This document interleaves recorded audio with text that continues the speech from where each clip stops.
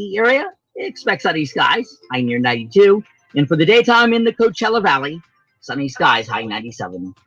Forecaster Jimmy O'Neill for Smart Talk 1490 KMET. My friends, how many of you out there right now believe you have a plan?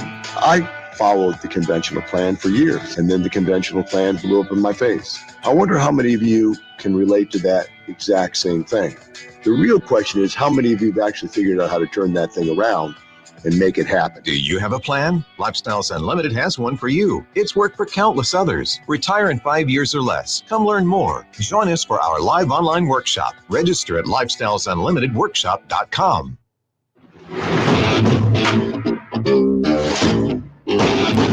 That's right. It's the morning show right here on ABC News Radio KMET 1490 AM. Join our Facebook Live, Periscope TV, LinkedIn Live, YouTube Live. Don't forget to download us. It's free. KMET 1490 AM is where it's at. And of course, we got lots of people tuning in. We appreciate you wherever you're tuning in from around the world. Surprise! We have no idea who's winning.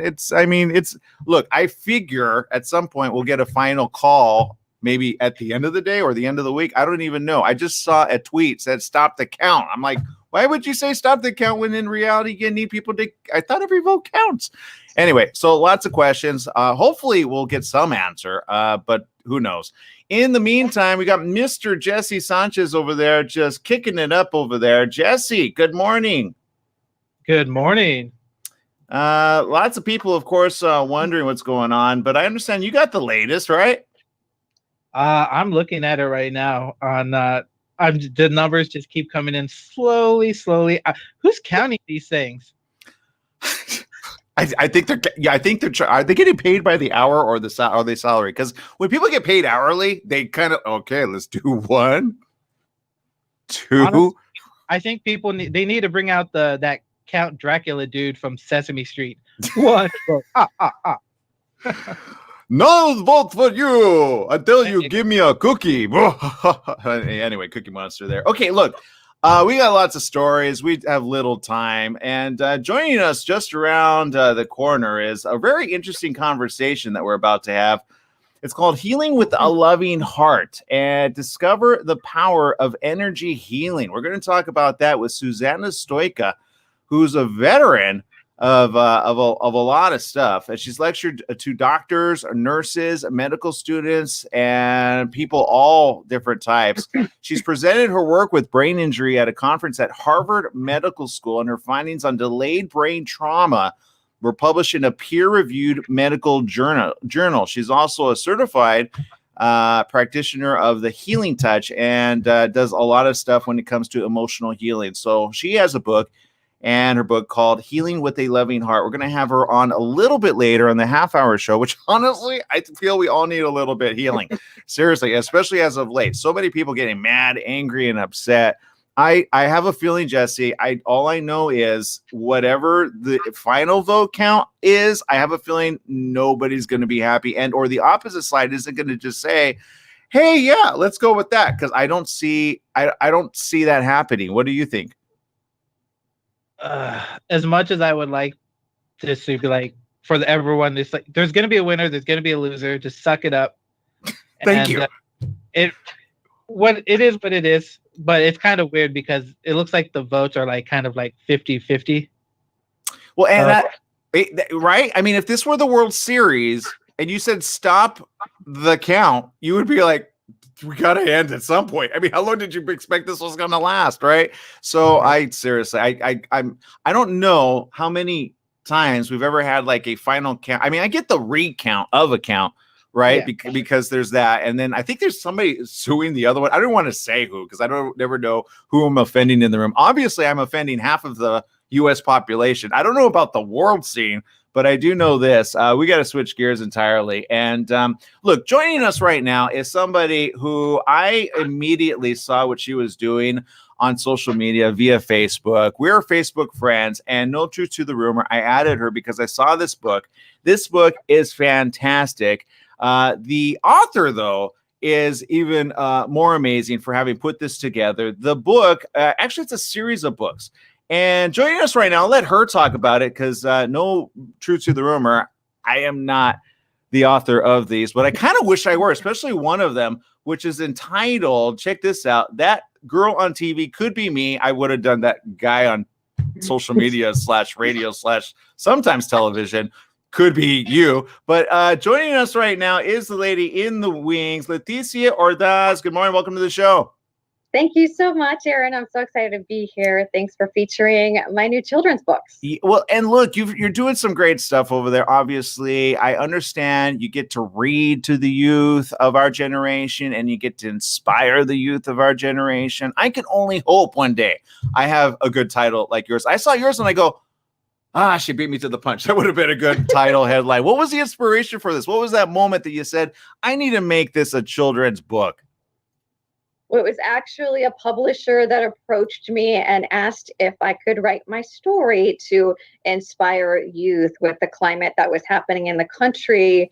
And they just wanted a positive story about Latinos. So I talk about my personal journey coming from immigrants and parents who were farm workers, being the first in my family to go to college. And as a little girl, dreaming of being that girl on TV, but nobody at the time looked like me. So I just wanted to put that story out to the world. I know not everyone wants to be on TV, although a lot of people do. So I just want to encourage the youth that if they want to be in a position and they don't see someone like themselves, to still go after their dreams. Yeah, and I feel that, unfortunately, some people hear them, they take a little bit of a backseat because they say, what do you mean yourself? I don't get it. And often I say, well, because there's certain opportunities sometimes extended based on, I'm just going to say it out, out there, based on your ethnicity. Okay. And sometimes, and look, you're in the middle of it, right? You're in the thick of it. Obviously, have you ever had a moment where somebody said, I think you got what it takes, but yeah, I'm pretty sure you don't understand our language. Have you ever gotten that? No, I have never heard anything like that. But I do want to point out that the book is bilingual. So I really want to reach youth that maybe speak multiple languages. And I really just want to encourage them that they too can be that girl on TV or boy on TV. Just follow your dreams. That's the big thing. For me, I was that shy girl in class who was terrified to read out loud. And the book shows a little sign of me practicing in front of my mirror for 2 hours every day. That really happened. And so to now be able to go on the news and anchor a 5-hour show with confidence, it says a lot. And I just want shy people to know that they too, if they want to get into public speaking or on the news, they can. I appreciate you more than you know, especially, for the women in the room, right? Because you obviously, I can imagine when you read this to young youth, do you ever get the one in the room that says, or a virtual like meetup that says, and they have questions and they go, where do I get started? So many. What's crazy is that there are only currently 5% Latinx authors in the entire country. That statistic blows my mind. We are all creators. We all have the power to write. Basically, I tell them, get your idea on a piece of paper. That's where it all starts. You're going to go through a lot of editing, and putting a book together, it takes a while. I wrote these books starting in 2018, and they are just now coming out. So it's a lot of work, even though it may not seem like it, to put a children's book together. Well, and again, this comes on the heels, I believe, of your other book, which has done really well, by the way, and gotten a lot of cool awards. Did I forget to mention she's award-winning news journalist as well? The Adventures of Mr. Macaw. Can you talk to me about the inspiration of this book? Yes, this actually happened to my family. We were on an adventure in Cabo San Lucas. Hurricane Bud, if you guys can remember, 2 years ago was coming. It was in June. We decided to go fly our family's kite. It's a kite that my boys say is magical. The kite's name is Mr. Macaw. We were out there and flew Mr. Macaw in the storm. Mr. Macaw got swept away, and we didn't think he was ever going to come back to us. And if you have a child in your life, and if they lose something like a teddy bear or something that they love, it's not going to be a good day, right? Unfortunately, it never works out for the entire family. I can tell you that. You usually have to bribe them, right? Yeah, so it was bad, but the whole village, they were actually boarding up windows and sandbags on the ground because a huge storm was coming. And they stopped what they were doing and they helped my little boys recover their Mr. Macaw. So Mr. Macaw ended up getting stuck in a giant palm tree, and one of the men, Tomas, climbed up the palm tree and saved Mr. Macaw. Yes, he was damaged in the storm, but we got Mr. Macaw back. And I just thought to myself as we were there and the hurricane sirens were going off, I said, I have to turn this into a children's book because I want the world to see the big heart of the Mexican people. We need a positive story. We know that in life, we don't do anything by ourselves. It takes a village. So I just wanted to write this encouraging story based on our family's adventure. I'm glad you said that because, you know, we're living at a time right now where everybody's kind of wondering what's going to go on next. And we need more literature, obviously, especially now. And one of which, you know, going back to your other book, I have to ask this question because I feel there's always that one in the room that doesn't understand why it's so important, A, to be what I like to call multilingual, but the ability to speak multiple languages. Because unfortunately, sometimes we get in a little bubble here in the US, or we think we're in a bubble, right? When we're not. And it's kind of nice. But on the flip side, with education being what it is right now, it's getting more difficult, especially for Spanish speaking populations to, you know, A, go to school, and B, you know, be able to have. So my point is, how does this book perhaps help inspire maybe the youth of our generation, A, to maybe pick up a different language and learn? Like, I don't know about you. I oddly enough didn't grow up on Dora the Explorer, but I had a little young youth little that I would babysit. And long story short, I became drawn to it because unlike majority, I don't speak Spanish. So I learned a lot through Dora the Explorer. I'm kind of wondering if we can make yours into a TV show. You know what? I just submitted it for the Books and the Movie Awards, Latino Book Awards. The International Latino Book Awards awarded me 4 awards for Mr. Macaw, and they had another category, which was turn a book into a movie. And they said a couple of the judges thought Mr. Macaw should be turned into a movie like Coco. So I have submitted it and now waiting to see what's going to happen. I think it would be so cool to have more characters of color out there. I love the movie Coco, and I really think that children should be able to see themselves in books and movies. And it's done so much for the self-esteem of the kids that I'm reading to. I've been reading to a lot of kids who are Latino and of all colors, and they've actually screamed, "Oh my goodness, those kids look like me," tears, you know, coming down their face. It's just been such a transformational moment for me to see that there is such a need. There's currently only 5% Latinx books in the entire country where a character would be Latinx. So even children of color, it's only like 10%. So we really need more books where children can identify and want to pick up a book and be proud of maybe speaking another language at home, right? Well, yeah, and again, I talk to my mom all the time. I go, "Mom, I know, I understand, I get it," because my stepfather, honestly, you know, didn't speak a lick of Spanish. He didn't want to offend him, and that was the only reason we didn't speak it in the household. But you know, I always say, well, it's never too late, right? So now I'm starting to pick up like 3 other languages as well, and Wow. because, well, you know, I got a little bit more time. So my point is this, you know, look. Your book, again, bilingual, fantastic. I'm glad you're doing that. I think more books need to be done that way. And at the same time, I got to ask, what's next? Yes, I'm currently putting together a couple more books, and they will all feature characters of color, and they will all be bilingual. So right now, it's the Adventures of Mr. Macaw and Paleta series. It's going to be a really cool story. That's, if you can imagine Pat the Bunny, it's going to be a Latino flavor. We're going to pat the coconuts and the beach and the clouds and the paletas de piña. So I just really want to put together a sensory book for babies. That's my next move right now, and that's in the process. Fantastic. I wish you much success. Again, I have to say congratulations on all of your writing.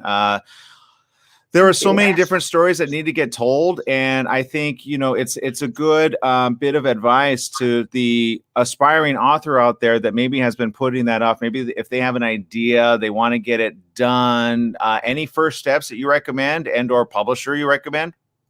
Definitely. Marcelito Lindo Books is my publishing house now. I did want to quickly mention that when I wrote Mr. Macaw, it was my dream to be published by one of the top 5 publishers. I heard back from them, but they told me, let's not do this bilingual. Let's only do this in English. Maybe in the future we can make it in Spanish. And I said, not so fast. I did a lot of research. I decided to start my own company to do it my way, to ensure that the characters would be Latinx and to ensure that my book would be bilingual. So to be able to get this book out into the world and to have it succeed, I'm just so proud of it, because so many people are accepting this book and just knowing that we need diverse books in this country. So if you want to write a book, send me your manuscript. Look for publishers who are embracing diversity right now. And I know even companies like Scholastic have opened it up to authors of color, authors who have never written a book, because before if you don't have an agent, they won't even consider you. Right. But because of this movement to have diverse authors and to give authors of color a voice, you have a bigger opportunity right now. So you have something in mind, get it on a piece of paper. It doesn't have to be perfect the first time. I mean, I wrote mine on scratch paper when I was at the resort and there was a hurricane coming. I drew my own illustrations out of color, which I'm not an artist, and I was not the artist in this book, but get it on paper and your dreams will come true. And sometimes finding a good artist is difficult. What's the story behind that? Yes, it's all through social media. I just connected with my illustrators and they were just able to bring the book to life. They saw my vision. So there are so many talented illustrators out there. Juan Calle did That Girl on TV, Could Be Me. He actually lives in Colombia and it's just beautifully told. He's really into comics.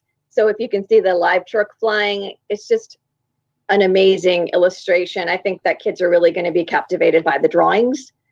For Mr. Macaw, it was a woman, Yana Popova. She's a young award-winning artist in London, and we just connected. We have a great friendship, and we were able to just bring the story to life using my family's real pictures from Cabo San Lucas, because we actually captured the kite all tied up in the tree and Tomas climbing to get the kite. So yes, she brought our vision to life. Fantastic. Well, I know we've run out of time, but I want to say thank you for spending your time with us. Obviously, a lot of people, you got to go get the books right now. Again, give out that information so they can go and grab their copy right now. Yes, definitely. You can go to Amazon and find both of the books. You can search Mr. Macaw or That Girl on TV, and Barnes & Noble has it as well. Or if you want an autographed copy, you can go to my website, cielitolindobooks.com. All right, everybody. So go check them out. It's right there. And we'll give a link as well on all of our social media platforms. Again, thank you, Leticia, for spending time with us here on The Morning Show. Thank you so much for having me. Have a great day. All right. We have to take a quick break. When we get back, we got more right after these messages. Stay tuned.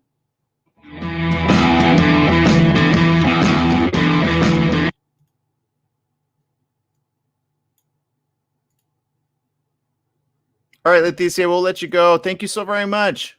Thank you. That was so much fun. I hope that went okay for you. Oh, glad you liked it. Yeah, absolutely. We can't wait to keep promoting. I'll send you the links later. Thanks, guys. Bye, Jesse. Bye, Aaron. Have a good one. You too. Bye.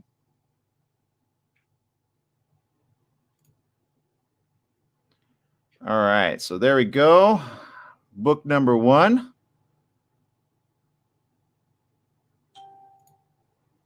And let me get the other graphic ready to go.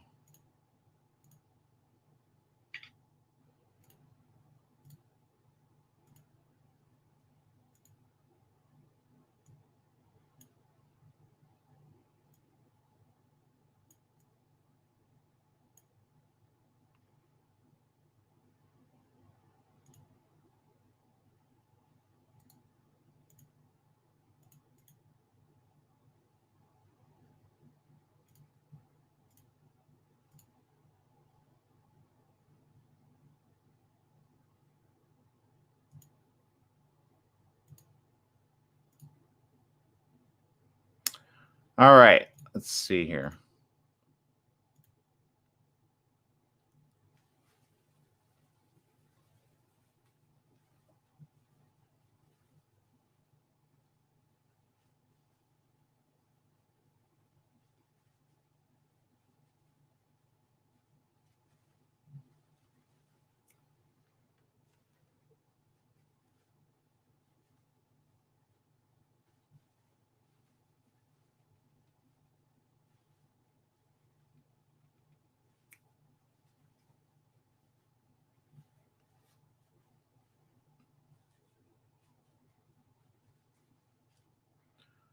All right, we're on a commercial break here, and what's the seconds we got on this, Jesse? We have 55 seconds. All right, let's bring up some of the comments there. Thank you for posting that, Jesse. Let's see. Rosalie over there says, great advice.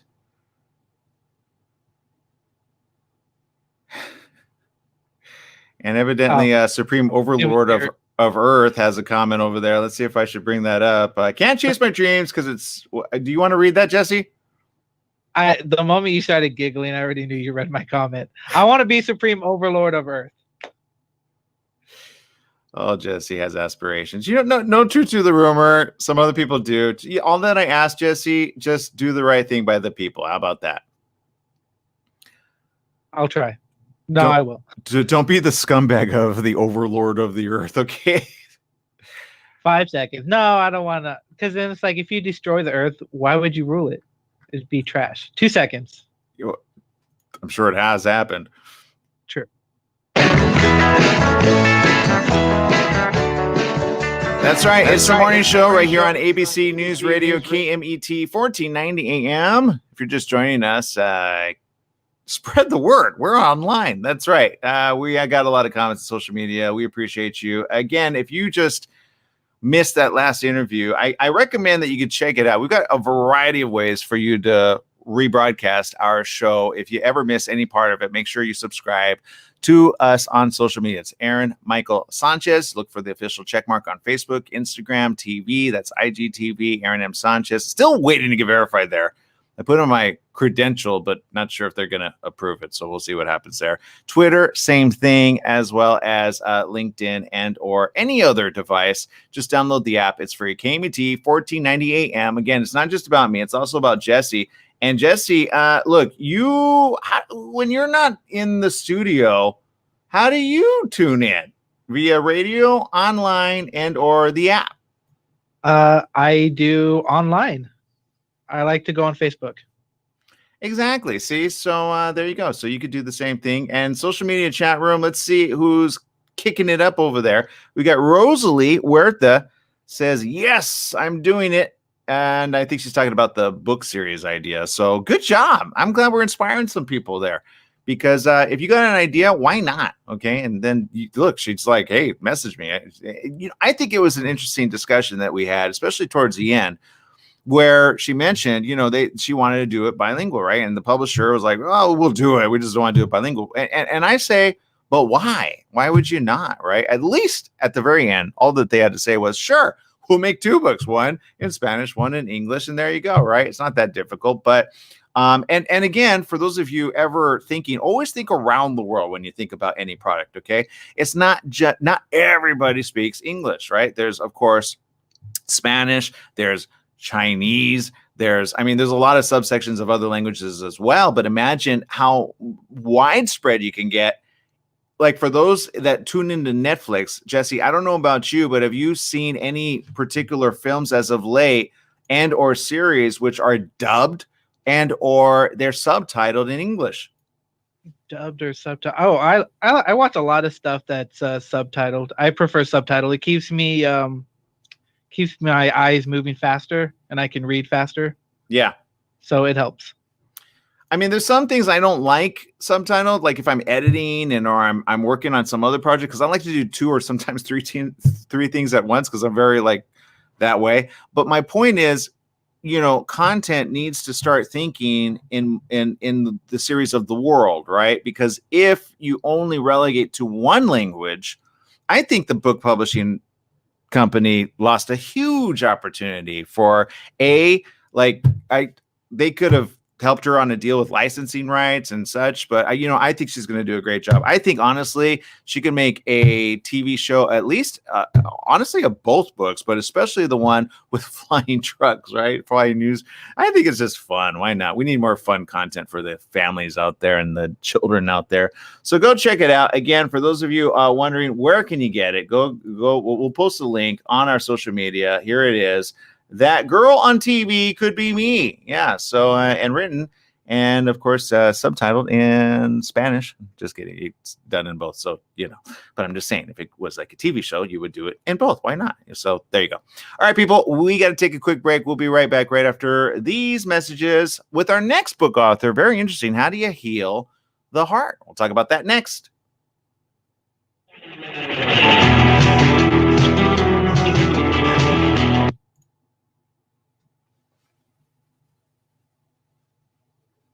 What are we doing today, Aaron?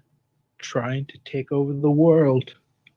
I think that's you, man. I don't. This is a theme in your head right now. It's just keep going and going and going. Be careful. Remember, we're still on social media. They still can hear us. So you're gonna watch. You're gonna get taken out one day. The rulers of the world already don't want people to have power, right? So I'm just saying they're gonna be like, Jesse's gone. Like, what happened? Fatal heart attack. He declared he wanted to supreme ruler over the world. You can't do that, Jesse, because seriously, they'll be like, uh-oh. I know. You never know. He has aspirations. Oh, no. Let's not do that. True. But I'm going to take over the world with kindness. You know what? I'd vote for you.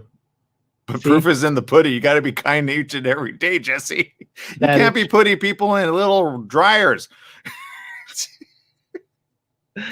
Oh my God. Going, it wasn't on. It just spin dried. Right? I didn't turn the heat on. I'm sorry, man. This is what happens when I have little to no sleep. I'm so sorry. Okay. All right. I know you guys can hear us. It's a thing. All right. Let me bring you guys full screen. I got to figure out how to mute you guys. I really don't know how to do that just yet. New software, blah, blah, blah. All right. Seriously. Are you guys getting sleep? I'm getting no sleep as of late. I feel delirious, but there you go. I sleep like a baby. Have you?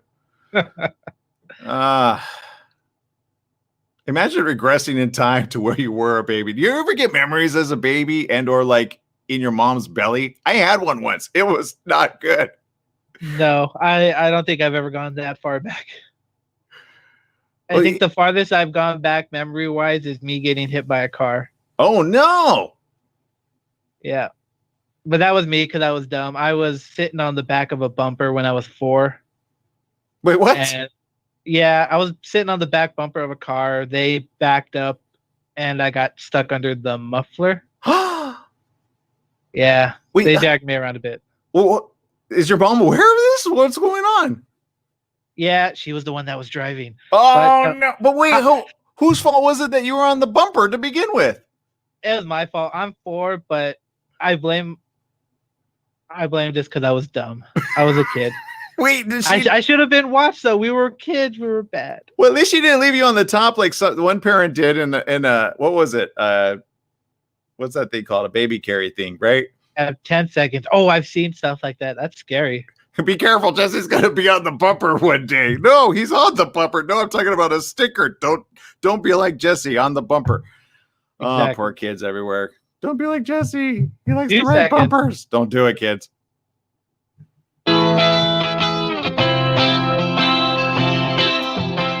That's right. It's the morning show right here on ABC News Radio, KMT 1490 AM. Joining our live stream audience there, Facebook, Instagram, YouTube Live, LinkedIn, wherever you're tuning in. We appreciate you. This next guest, I had to absolutely have her on the show because her book is Healing with the Loving Heart. Discover the Power of Energy Healing. And look, no truth to the rumor. A lot of people hear this subject and they go, huh, what? But every now and then I talk about it here on the morning show. Energy is a real thing. And sometimes people don't understand what that is. But how do you heal properly is, I think, the better question. Because I see so many people out there with so many different theories, which I don't truth to the rumor, whatever works. But I feel that there's some harmful ways. But I don't think Susanna is one of those that does anything harmful. Susanna Stoika, good morning. Welcome to the show. Good morning. Thank you for having me on your show. No, Susanna, thank you for spending time with us. My question, of course, out of the gate is there's a lot of theories on how to heal the heart, and some of which I have to say I feel are more detrimental than others. Do you care to even explain what I mean by that? Healing specifically the heart when you have a broken heart? Yes. It's very interesting when people say, "Oh my God, my heart! I feel like I have a broken heart," or "I lost so and so, and I have a broken heart." That shows up in the person's energy field because we have an energy field, as if the energy field would be broken. So what the healer does is correct the energy field, and then our innate uh, power to recover, which is programmed into our body, is able to heal us physically. So the healer actually doesn't heal. The healer only reestablishes a normal functioning of the energy field. And everyone has an energy field, from humans to dogs and cats to plants to stones. What is interesting, plastics don't have an energy field. You can't feel anything. Well, and again, I've done a lot of research on this for the last, I want to say it's been a while, but my point is this: you obviously have been quite successful also by explaining this to people that I would say often, I'm just going to throw this out there, say it's not real.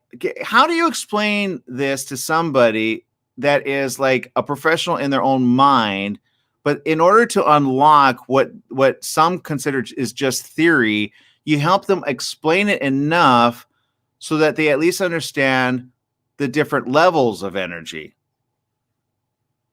Actually, I have another book, which is the first one in the series which I published, and it's called Reluctant Healer.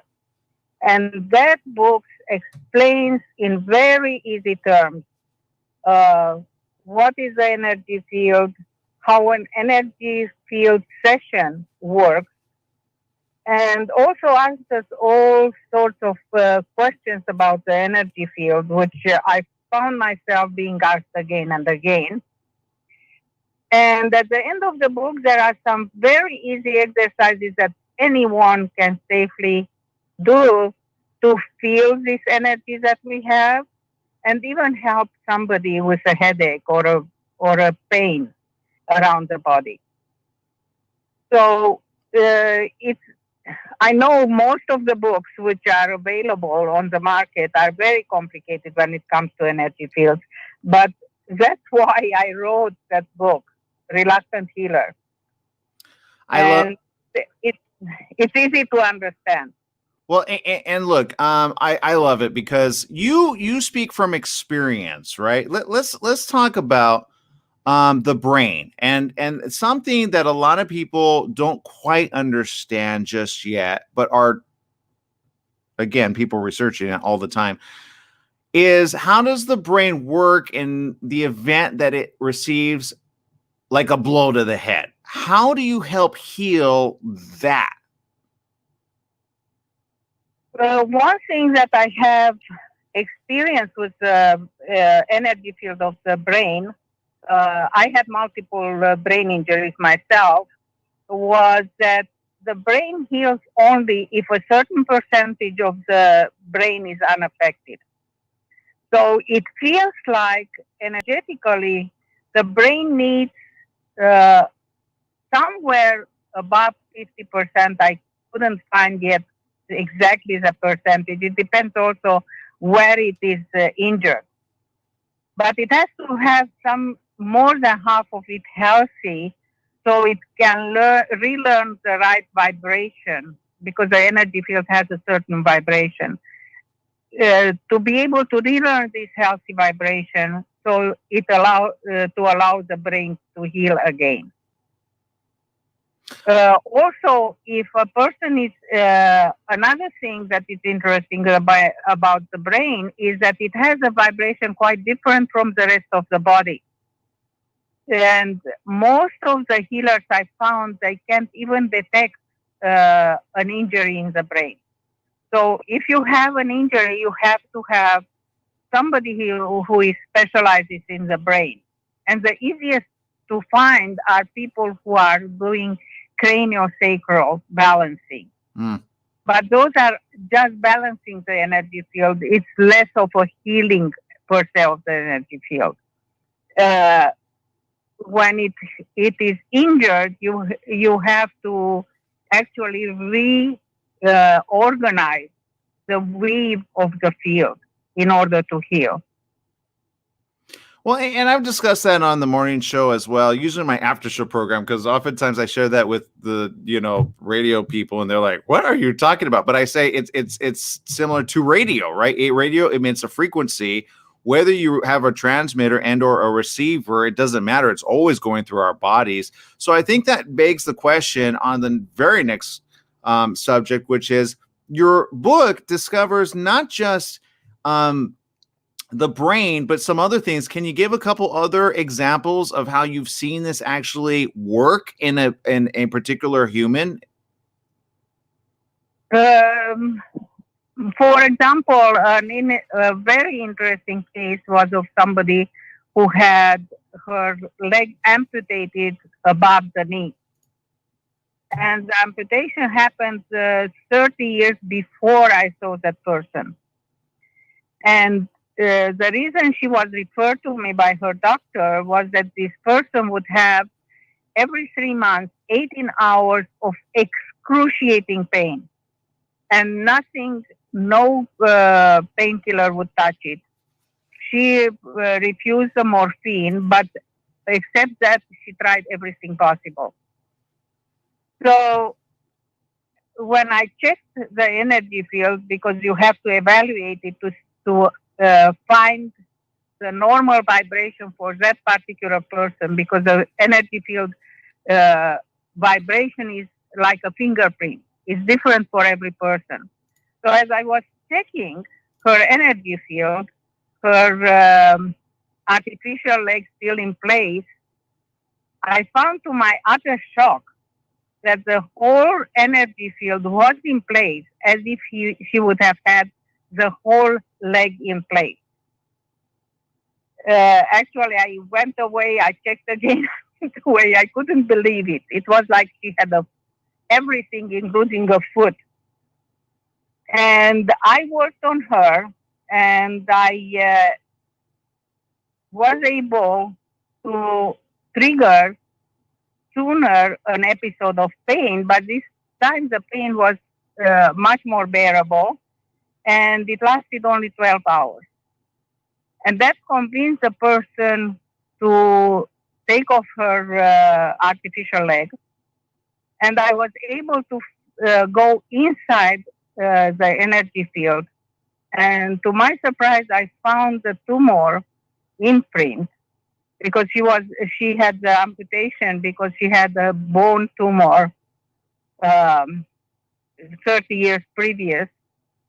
And the tumor, it was like pretty much 10, 12 inch size with about an inch diameter.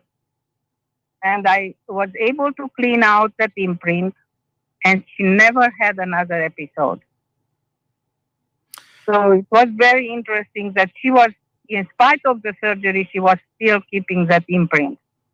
Yeah, and I've heard that happen actually every now and then, because there's something in the brain that actually holds on to the reality of it that oftentimes, until you actually you basically help the person let go of the attachment to the physical manifestation of the body, which is at a particular frequency. And if you get that frequency or suddenly removed, the brain kind of says, yeah, but where's that frequency emanating from? And it's kind of searching for it. So you're kind of, in theory, actually helping the brain say, hey, that frequency no longer is there. Don't worry about it. I think that what's happening from my experience working with people is that the energy field actually is a dominant. It's very much like if you think about a computer, our physical is the physical part of the computer. And the energy field, which directs the cell replication, is the software. And as we well know, we can have a very good computer, but if somebody puts a bug in it, it doesn't function properly anymore.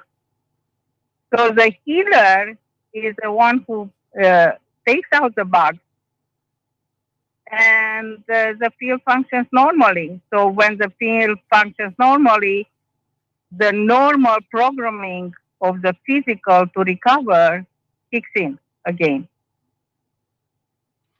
Well, and I know a lot of people are like, huh, what? But I say go buy the book, right? And you got a couple books there available. We're talking to the author of Healing with a Loving Heart, Discover the Power of Energy Healing. Again, Susanna, I want to say thank you for spending time with us. I know we spent a little bit more time than normal, but I think I have one last question for you, okay? Susanna, Yes. obviously, people right now dealing with whatever they are in life, right? Whether it be an emotional upheaval known as heartbreak, or maybe it's a situation where they're financially straining in their life, and or let's just call it what it is. People are got a lot of anxiety, they're mad, they're sad, they're angry. How can they themselves help if they couldn't go and see you and or make an appointment right away? Is there anything that they can do to help at least switch gears, so to speak? Actually, I have another book about that. It's called Five Mirrors, Five Blessings. And I wrote it because people are so afraid of going into emotional therapy. And emotional therapy is extremely important if you want to keep healthy. I found that emotions influence about 80 to 90%, sometimes 100% of our state of health. So this book, Five Mirrors, Five Blessings, is written as a story, if you want to take only the story, of a woman who, because women give birth, who looks back at her life, at the different aspects of her life, as a daughter, a sibling, a parent, a wife, and an employee, and looks at what stresses she had and what she learned from it. And at the end of each chapter, it's a self-help questionnaire that people can question themselves about these different aspects of their life and kind of start their work to release the emotions, the negative emotions. Got it. And so look, she's got a lot of books, obviously. So I say go and start with anyone that actually calls out to you. Sometimes that in order to make a proper choice, sometimes I just kind of have to go, which of the three should I start with? Any ideas there? I would start with the reluctant healer because that explains you what I'm working with. Got it. It's very easy. It's very fast read, very easy to understand, and then you will feel comfortable with the rest of the information. And you can find it on the Amazon, or you can go to my website, which is healingbraininjury.com, healingbraininjury.com, and you will find all the books and the links how to get them from either Barnes & Noble or Amazon. All right, there it is. I want to say thank you for spending time with us. I understand a lot of people sometimes hear this for the very first time. They go, huh? And then others, they kind of understand. Then others have researched it for a long time, but they kind of need a different perspective. I am very well aware you're very, very effective. So good job keeping up the information and spreading the right love frequency. Thank you. Thank you. All right, people, we got to take a quick break. When we get back, we got more. Go check it out. Healing with a Loving Heart. Discover the power of energy healing. You can check out any one of her publications right there. Again, go to her website, and we'll post the link as well along with the information. We'll be right back with more.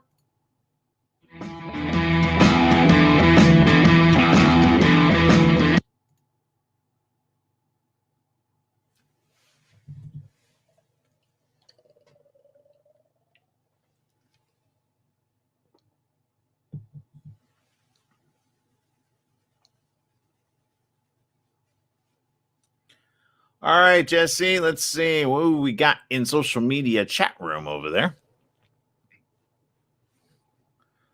Thanks for posting that, Jesse. I appreciate that. Oh, the Amazon link, or yeah. Yeah, let's see. Maria says this. Let's see. Yeah, Amazon wouldn't ship to her. You know what? We will figure out a way to get it to you. Do me a favor, Maria, and let me think. What's the best way to do that? Because I always say if Amazon doesn't, then what you simply do is contact the author on their website.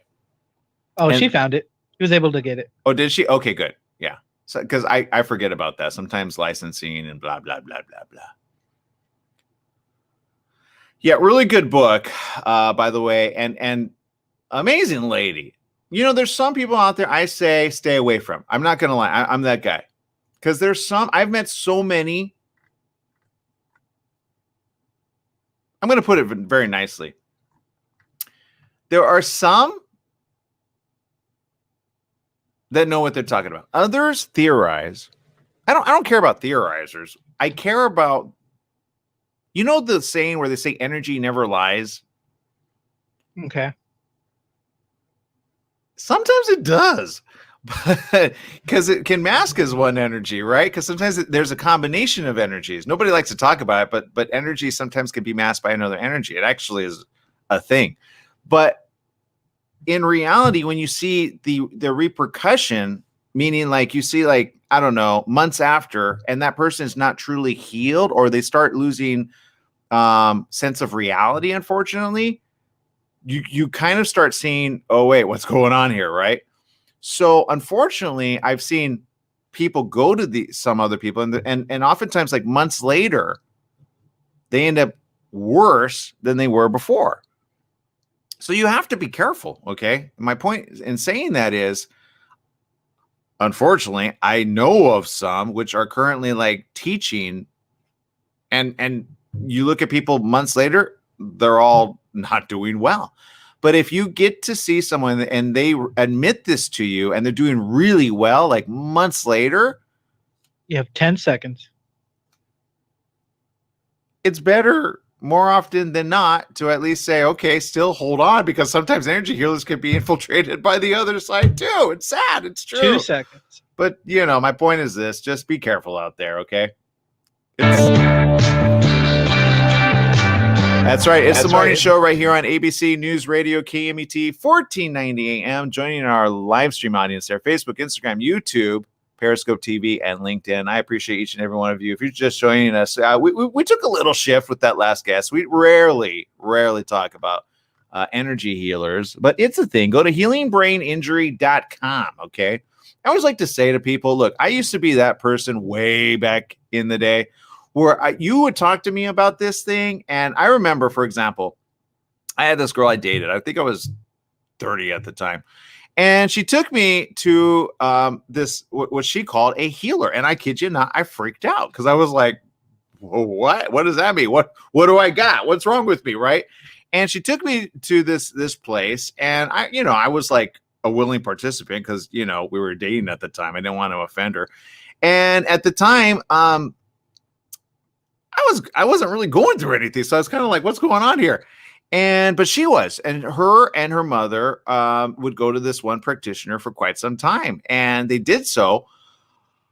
No truth to the rumor. I'm not going to throw their names out there, but I feel that energy healer actually did them more harm because they made them dependent upon that one person. So much so, I feel it was almost like a bad situation gone bad eventually for them, right? Now, there was a situation where previous to that, one did have a really bad form of cancer, and she actually was able to help heal it with another energy doctor, right? But this particular one, you know what they say, somebody's got bad vibes. Do you know what I'm talking about, Jesse? Like, you're just like, I feel like this person, I just don't know. I just have my questioning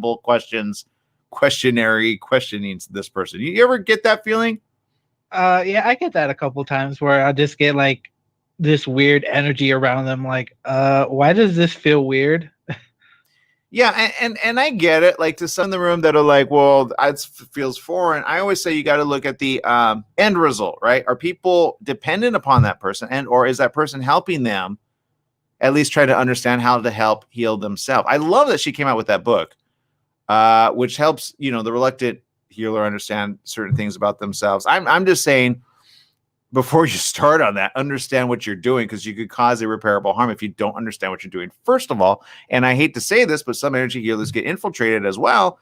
And I know some that say, oh, shoot, I need to go to somebody else that will help heal me. But unfortunately, they end up worse. I've seen some that do Reiki healing, and years later, they no longer do it because they're like, it takes too much. Either A, it takes too much energy. B, they're doing it wrong because technically the energy, you're just not the one energetically creating the energy. You're simply connecting the energy to the source.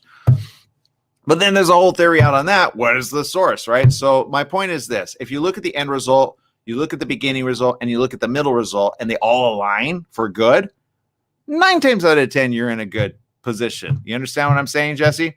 Yep. You just got to verify it. Okay. Just verify the facts. And even energy healers know this, by the way. So they, if they're sad, mad, and angry and or depressed or super egocentrical, be careful there. Right. But like her, you could kind of feel, right, she's, doing the right thing there. Because again, she's really trying to help people. And at the end of the day, if you're really trying to help people and the result, like she discussed, I know it seems weird, but people feel feelings, and oftentimes Western medicine doesn't even describe what that is. They call it phantom pain. They're like, but there's no foot, but there's still the sensation of that. Where does that come from? And I think the fact that she answered that here on the show, more right than not. So, throw your theories out the window. If it helps, why not? All right, people, I got to go. Lots more coming up on the after show party right here on Facebook, Instagram, YouTube Live, and LinkedIn. Great to have you with us. Download the app, KMET 1490 AM. Jesse, take it away.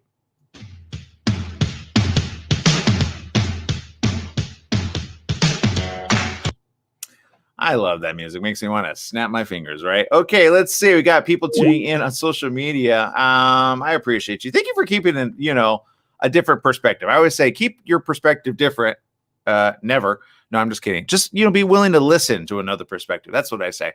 And I used to be very, what's the word? Like, you tell me that, I'd run the other way, right? And it wasn't until my girlfriend at the time, we only dated about 6 months, and she was going to this, and I had questions that I'll be honest, I had no answers to because they didn't know how to explain it to me. I just said, okay, well, I'll try this thing, right? And she did this thing that I'll never forget. And later I found out what she was doing actually was not good for me, which makes sense because I always saw the result, which kind of made me kind of go like, I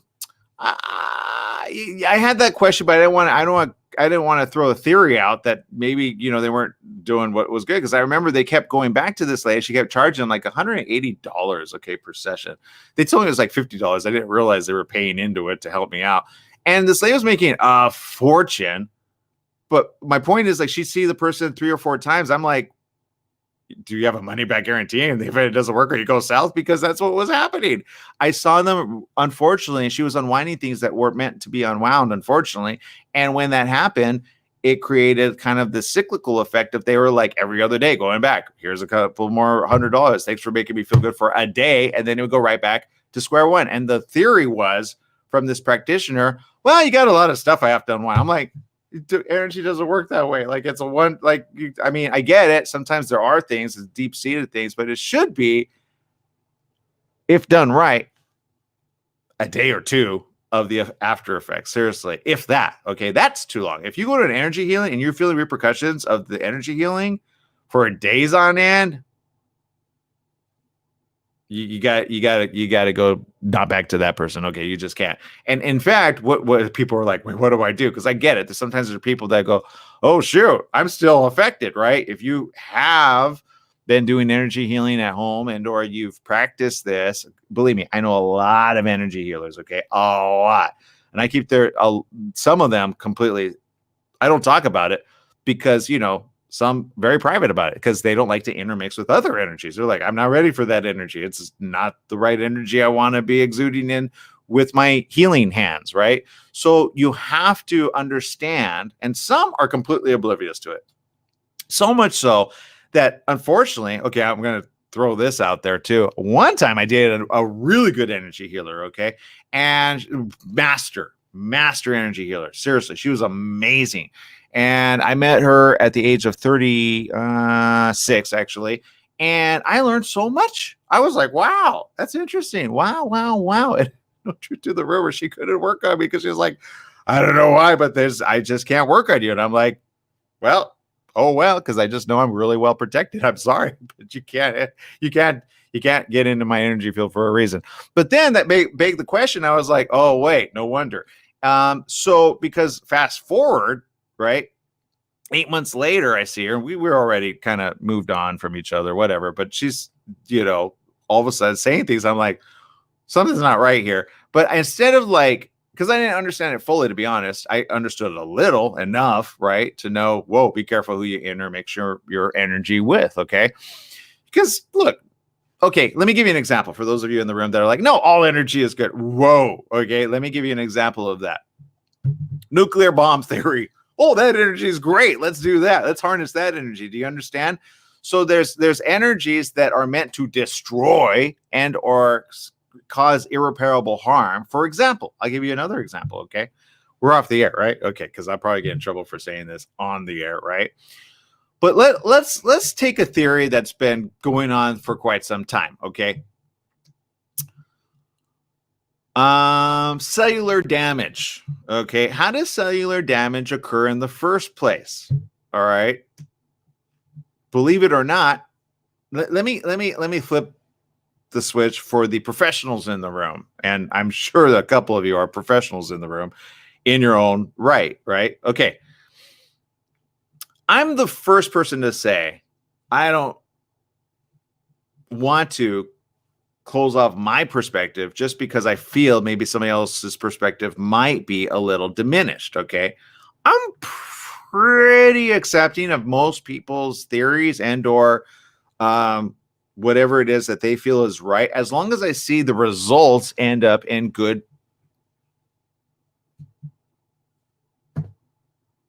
There you go, right? If I see the opposite, oh no, it's this. But here's the thing, okay? Let me take a magnet for example, okay? A magnet has a positive and a negative, right? True or untrue? True. The North Pole, the South Pole, right? Okay.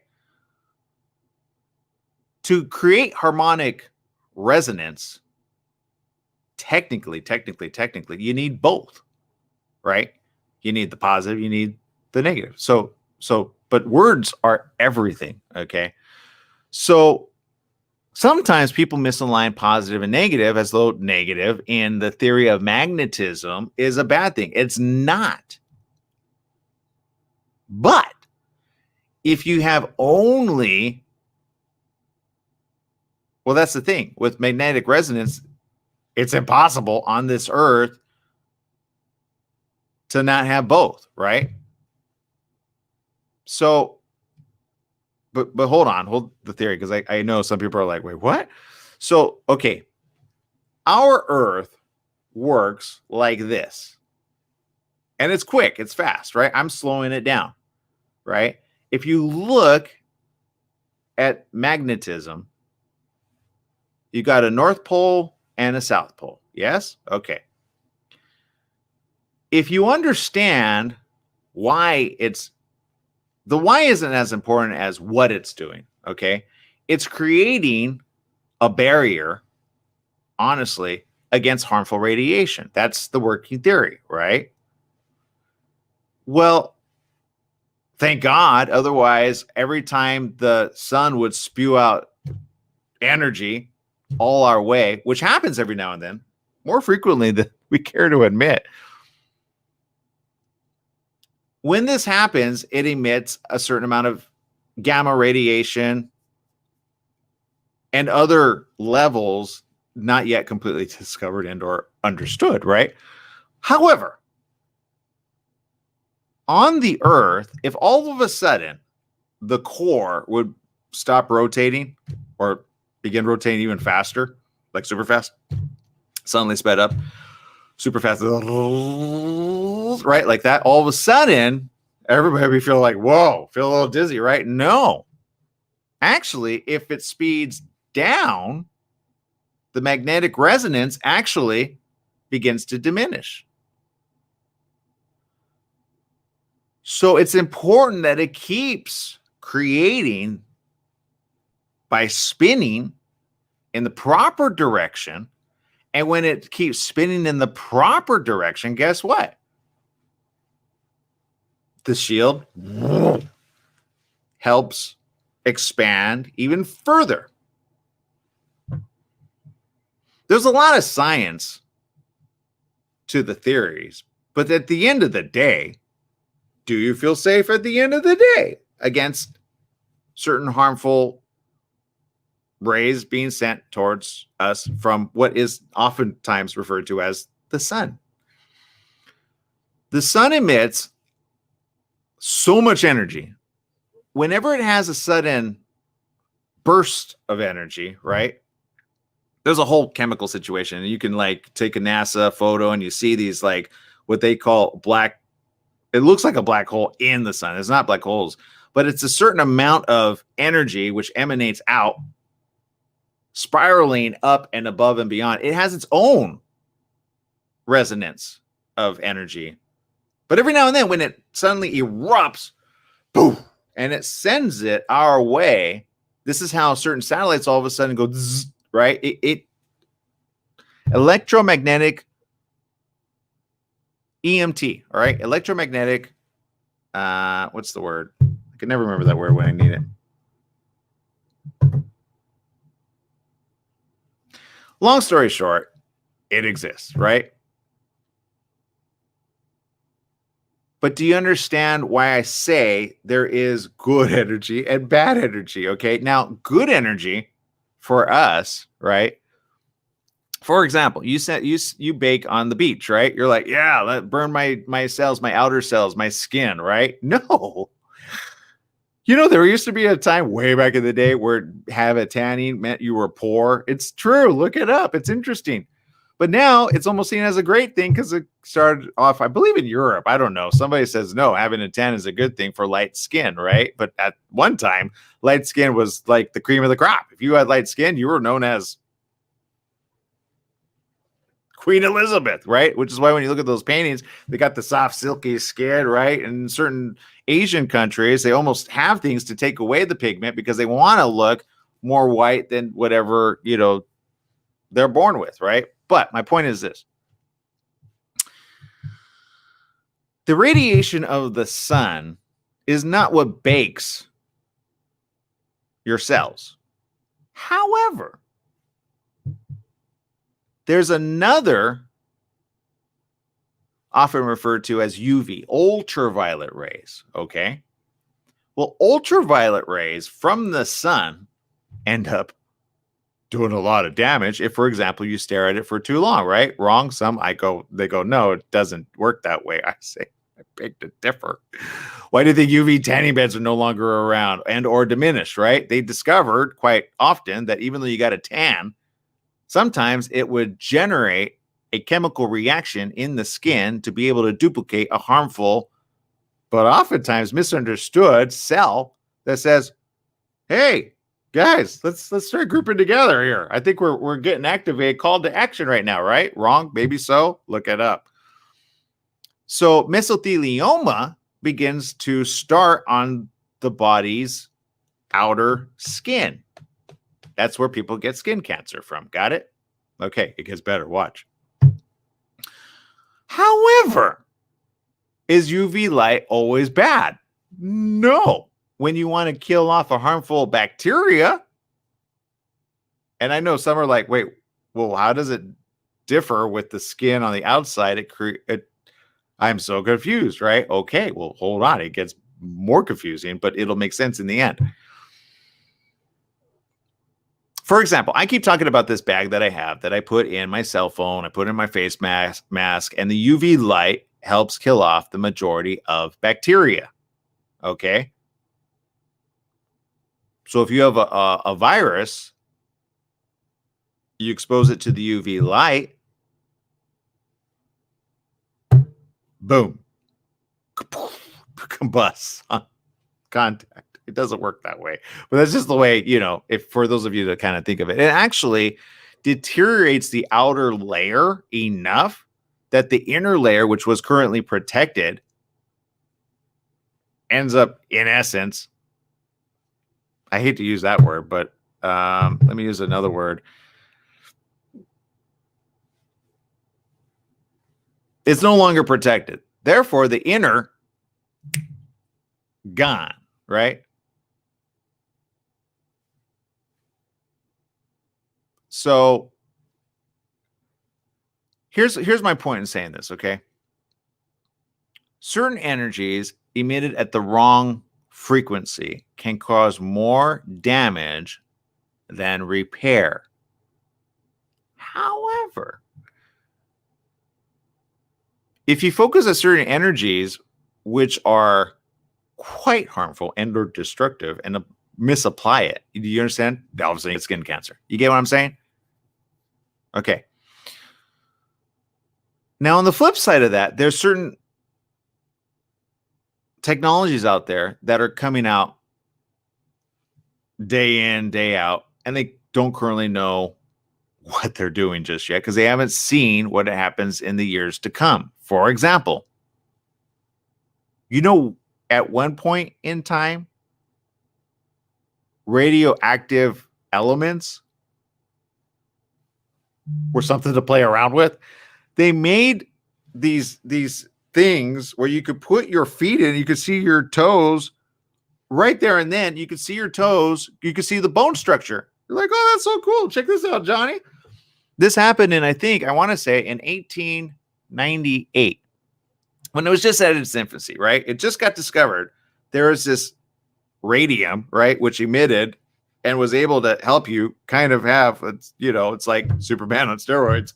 Oh, look, I can see through a human body. Called them, well, I think Superman sees through tissue layers and then down to the bone. But my point is this, X-ray vision, okay? That's where you get X-rays from. But now we know enough, because we've had so much time to figure it out, right? That you go, oh, whoa, don't do that with Johnny. Because radiation to that extreme environment, right? But you ever get like an X-ray done? What do? They put on a protective layer of lead, right? True, look it up. Because the composition of radiation or X-ray or radioactive material, which is technically in the machine, emitting a certain amount, creates on the other side an imprint, right? It's a very simple way to explain a very interesting phenomenon known as chemical radiation onto the skin, but technically through the layer of the bone, which is actually the densest amount, which is why you can imprint it on a panel of another material, which I forget the name of at the moment, but there you go. So here's what you need to know. At the end of the day, we are living creatures, right? And if energy can pass through us and beyond us, what kind of energy are you putting into your own person, right? If you had a radioactive material next to you, would you feel it? Would you know it's even there? Not really. You actually have to have, energy healers can feel all kinds of energies. But my point is this. For that particular person, you'd have to have a particular device to be able to say, oh, there's radioactivity right here, right? And it's not of the good kind. Now, technically, radioactivity is a much simplified version of something that happens in outer space all the time, going through the outer elements and everything. Now, back to the magnetic North Pole, South Pole radiation expelling. Do you see where I'm getting this? Okay, so my point is this.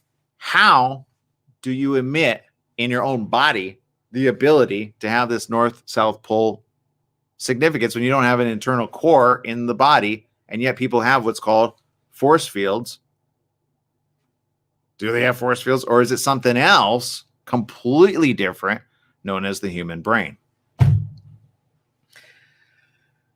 Nobody stops to think, wait, what? But the human brain's not rotating, right? Right? Is it creating its own resonance of its own force field? Technically, some would beg to differ, but there it is. So you got to be protective of the brain. Now, there's certain harmful things when too close to the brain suddenly can cause something to go wrong in the brain. Do you understand? So my point is this, in saying this, you could be the most professional person in the room saying, oh, no. Energy is not a thing. I could tell you, I beg to differ. You talk about it all the time. And or you practice it, you just don't know it exists all around us. The earth constantly rotating. Have you ever stopped to think why it rotates in the direction that it rotates? Some people do, some people don't. Those that do, the thinking people in the room, don't slow it down. You slow it down, what are we going to get? You can't keep slowing it down. So don't do that, okay? So there you go. All right, people. My time is done. Let's see. We got people, smart people in the room. We sure do. Let's see here. Let's go up. Okay, we'll start at the top. Say hello to everybody that's been tuning in. See, Maria says, good morning. Hope everyone is well today. Thank you. Appreciate you from the great neighbors up north. Judy tuning in. Thank you. Good morning. Munoz, thank you for tuning in. Stephanie, I love her positivity. Every day she has a positive. Hello, happy editing this glorious, awesome, busy day ahead for today. Thank you. Katya Wunderland tuning in. It says, good morning. Thank you from Switzerland. No, thank you from Switzerland tuning in. Let's see. Diana Carbajal from Downey, California. Good morning. Good morning, Diana. Glad to have you with us. Appreciate you. Keep tuning in. We appreciate you more than you know. Let's see this one. And I'm good. I know I'm going to mess that up. I don't even want to try. I'll take a stab at it. Kajushcha. Kajushcha. Thank you. Let's see. Bossy tuning in from Periscope. That's how they have their names on there. See that? So it says hi. Hi, Bossy. Let's see. So I'm reading some of these conversations. And if you're just tuning in, this is our after show program. So I'm not on the air technically. This is whatever you guys, if you want to make it a conversation about something and you have a question, feel free to ask, especially if it's energy related. I love talking this stuff. I often don't talk about it because oftentimes people just look at me and go, huh? I go, it's okay. I used to be like you. It's all right. Sometimes it's better just not to understand than to understand, because sometimes there's certain things you just, once you get it, you can't go back. But, there you go. And sometimes there's wrong information out there. So for some people that are super, they understand this, sometimes I have to realign them in such a way that they go, oh, whoa, I've been creating a lot of damage. Yeah, you're misaligning what's going on there. So there's that. All right, let's see. All right, we got this one. Let me see if I should bring this on. Let me read it really quick.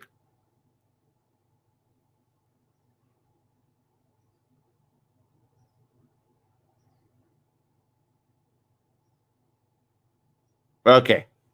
Thank you for being very real about that, by the way. See, Rosalie understands what I'm talking about, by the way.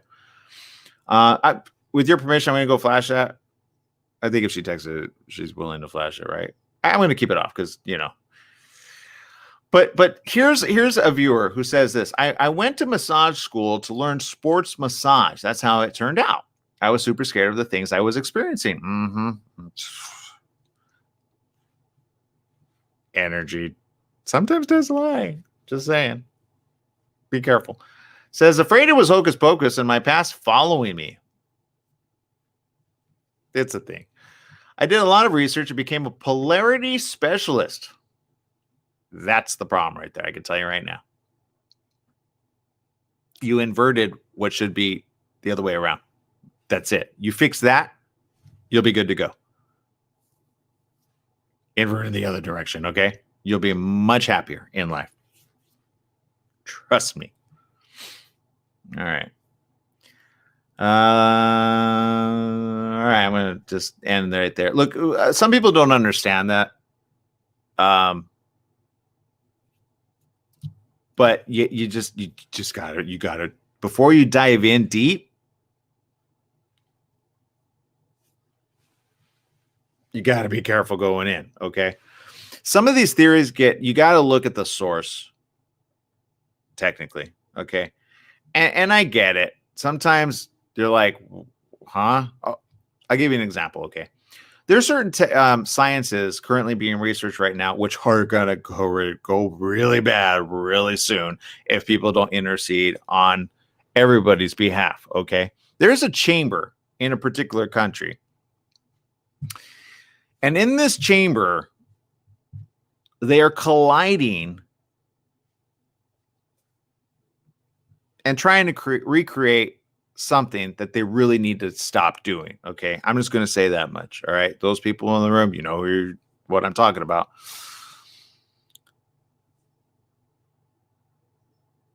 All I can say is this. If we do the wrong thing when it comes to certain technology, we can create more havoc on this earth than we are even aware. I'll give you another example. It's already been tried, tested, and unfortunately quite true. But it's going to create a lot of havoc and not for what people think it's going to be. And I'm talking about nuclear. Okay.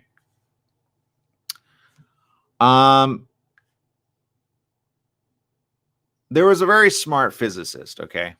Very smart, ahead of his time, not given the credit, especially for this. But if you look it up, it's true. This man discovered energy kind of follows the suit of the world.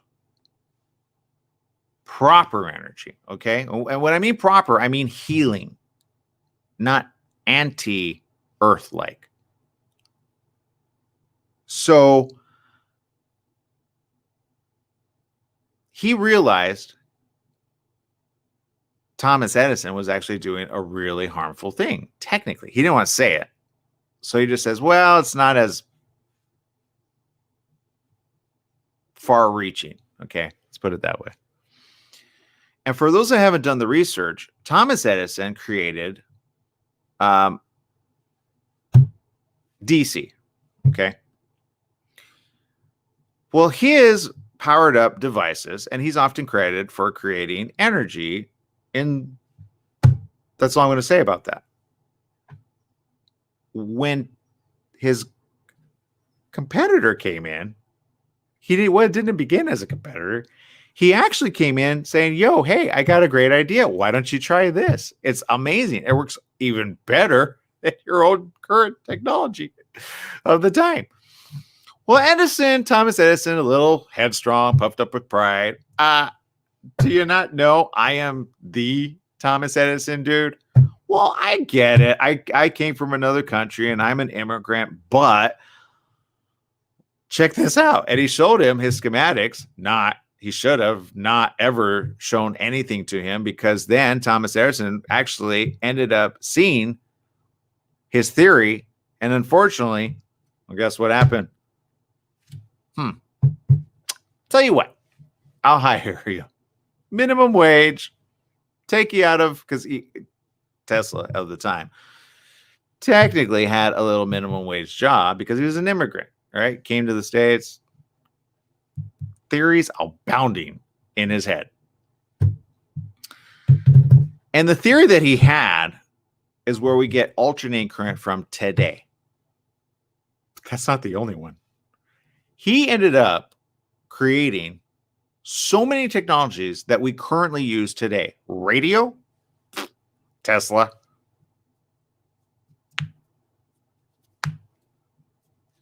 What do you think radio gets its name from? Just saying. Radioactivity, frequency.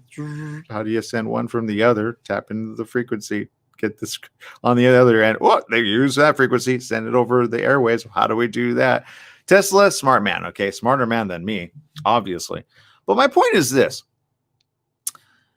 When he came onto the scene, Thomas Edison was so puffed up with pride of his own excellence that Thomas Edison basically said, please,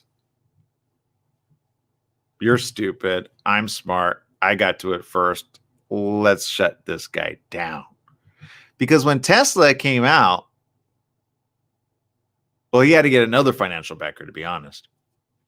Westinghouse. Do you know the name? Westinghouse. Okay.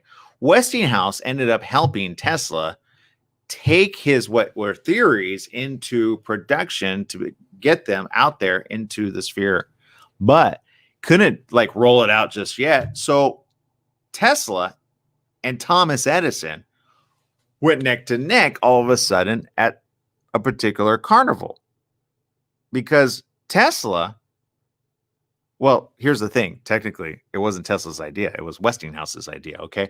Because Westinghouse was a financial entrepreneur, okay? He met Tesla, and you know what he did? He saw opportunity. There is money to be made on this technology. This guy is altruistic because Tesla just wanted to give it away for free. He was like, look, this works better. It works further. I think people should have this for free. Whoa, whoa, whoa, whoa. You know how much Thomas Edison is worth?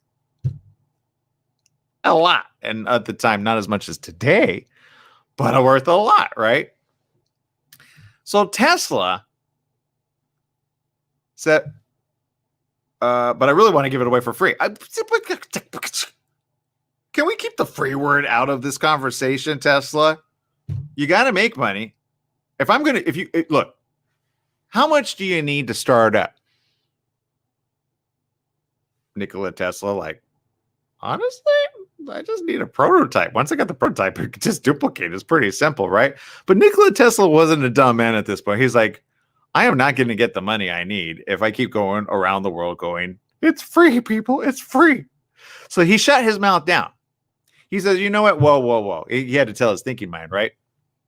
This guy's never going to give me the money I need. And I can't do it because I'm an immigrant in a country that doesn't really like immigrants. How am I going to do this? But I know it works. I just know it. He finally shut his altruistic idea down. Whoop, right? The word free.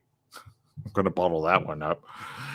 And he said, well, so he amplified the amount that he needed because he had some other really good working theories. He's like, yeah, well, I could do this one. I could do that one. So because he's super fast, right?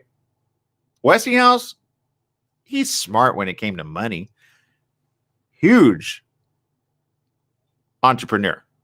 When he saw opportunity, but there was just something in Tesla. He's just like, I just got to help this guy make a lot of money because I need to make even more money, right?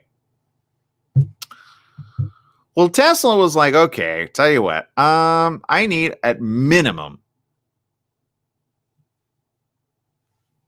$1,000, which I know you're thinking $1,000. Hey, if you looked up the currency exchange rate of today, the $1,000 of the time was honestly about equivalent to about $850,000. Okay, so he was asking for a lot of money at the time. Okay, Westinghouse got it done. He was worth, kid you not, at the time of this exchange. I'm just going to give the actual equivalent of today's dollars. Okay, of the time. He was actually worth, get this, $408 billion. The moment he said, done, Tesla was like, cool, get it done, right? So Tesla ends up going and, all the stuff gets bought, the building gets bought, all of the products get bought, the stuff that he says he thinks he needs in order to create it, right? So now he's got the financial backing to do this theory of his that he's pretty sure will work, right? And did it work out of the gate? Nobody knows this. It does. It works great. It works amazingly so. Now, some theorize, well, he just basically reversed the polarity of the device that Edison was using. That's why he knew it would work. That's why he didn't ask for a lot of money at the beginning. True. He really, in his head, he's like, wait, but I could create some other cool stuff, right? But long story short, it worked perfectly. He did. Like, some were like, well, that was dumb. Why did Thomas Edison just do that? Honestly, he was so full of himself. He's like, the world doesn't need to know that. Mine works. And if yours works, then you're going to get the credit. And I can't have that. So he tried to discredit Tesla. Boom. Seriously, he fast forward, he ended up sabotaging all of Tesla's experiments, making it look really bad. No. This energy, look at this. He took a dog and combusted the dog because he tampered the experiment, which was meant to be put on display for people to see it and say, wow, this really works. Huh? Because Edison was so full of himself that he didn't want to admit. He could have been the guy that says, you know what? Good job. Bring it in. I came out with this. Let's at least admit to that. I admitted this. Look, I created the idea, right? Technically. And I put it into a lot of places. But you know what? Why don't we adopt yours? I'll give you a lot of money for it. Or I'll pay you royalties or whatever makes it, happen. And I just need my name on it. Okay. And you get to be one of my awesome scientists. Honestly, it's all Nikola Tesla really wanted at the day. That's all he wanted. He wanted to get paid. And he wanted to put something into people's realm to be able to create good energy for all. Because he realized at the rate that Edison was doing the opposite. You see the spinning motion I'm doing? Okay. This is not good. All right. Not good. It's anti-Earth physics. That's how DC rolls. It's a pretty easy thing to do called a generator, right? To put this thing together, magnets on one end, the other end, metal, blah, blah, blah, and have it alternate. And right. So Edison, pretty cool at the time, right? Creating, oh, look at that energy, right? And then he harnessed the energy enough to be able to light up, him and Benjamin Franklin, boop, boop, boop, boop, boop, ding, right? People think that's how it rolled. It didn't roll like that, but whatever. My point is this. People, look, at the end of the day, focus, okay? Benjamin Franklin didn't. It's just energy, and but all right. Thomas Edison, light bulb moment, right? Bing. All right. My point is this. Sorry, I got certain histories in my head discombobulated. My point is this. In life, which is better? AC or DC? And it's not the rock band, but all right, I'll be here all week, folks. No, but seriously, alternating current and direct current, okay, technically that's what they called it, but it was the opposite of alternating current. Alternating, okay, was like this. Now, I know you guys are getting it backwards here because I got to do it the way you do it, right? How does a clock go? Think of a clock. A clock, right, goes in one direction. Now, what happened all of a sudden if you made the clock go the opposite direction? You'd get a little confused, right? But if you look at Earth's energy always goes in the way of a clock. If you think of alternating current, that's how AC works. But DC worked in the opposite way. It took Tesla to figure that out, to be honest. Thinking mind, spiritual man, smart mind, to kind of point out, you see why Edison took a little bit of a back, but instead of just saying, oh, cool, reverting it, right? Granted, it wasn't as easy. It actually wasn't easy. All he had to do was like, okay, reverse the polarity of that, and boom, you got alternating current done. Technically, that's as easy as it was. But he was so headstrong, puffed up with pride, he didn't understand the ramifications that Tesla saw coming. Now, Tesla always theorized, because at the same time, Einstein was working on something. But he saw something in Einstein that was contrary to nature. Okay. He was working on a theory. And Einstein, smart man, gets a lot of credit for this. Nobody knows this. People do know this. It's just the average American person doesn't know this, okay? Thomas Edison, Einstein, Mark Twain, Tesla.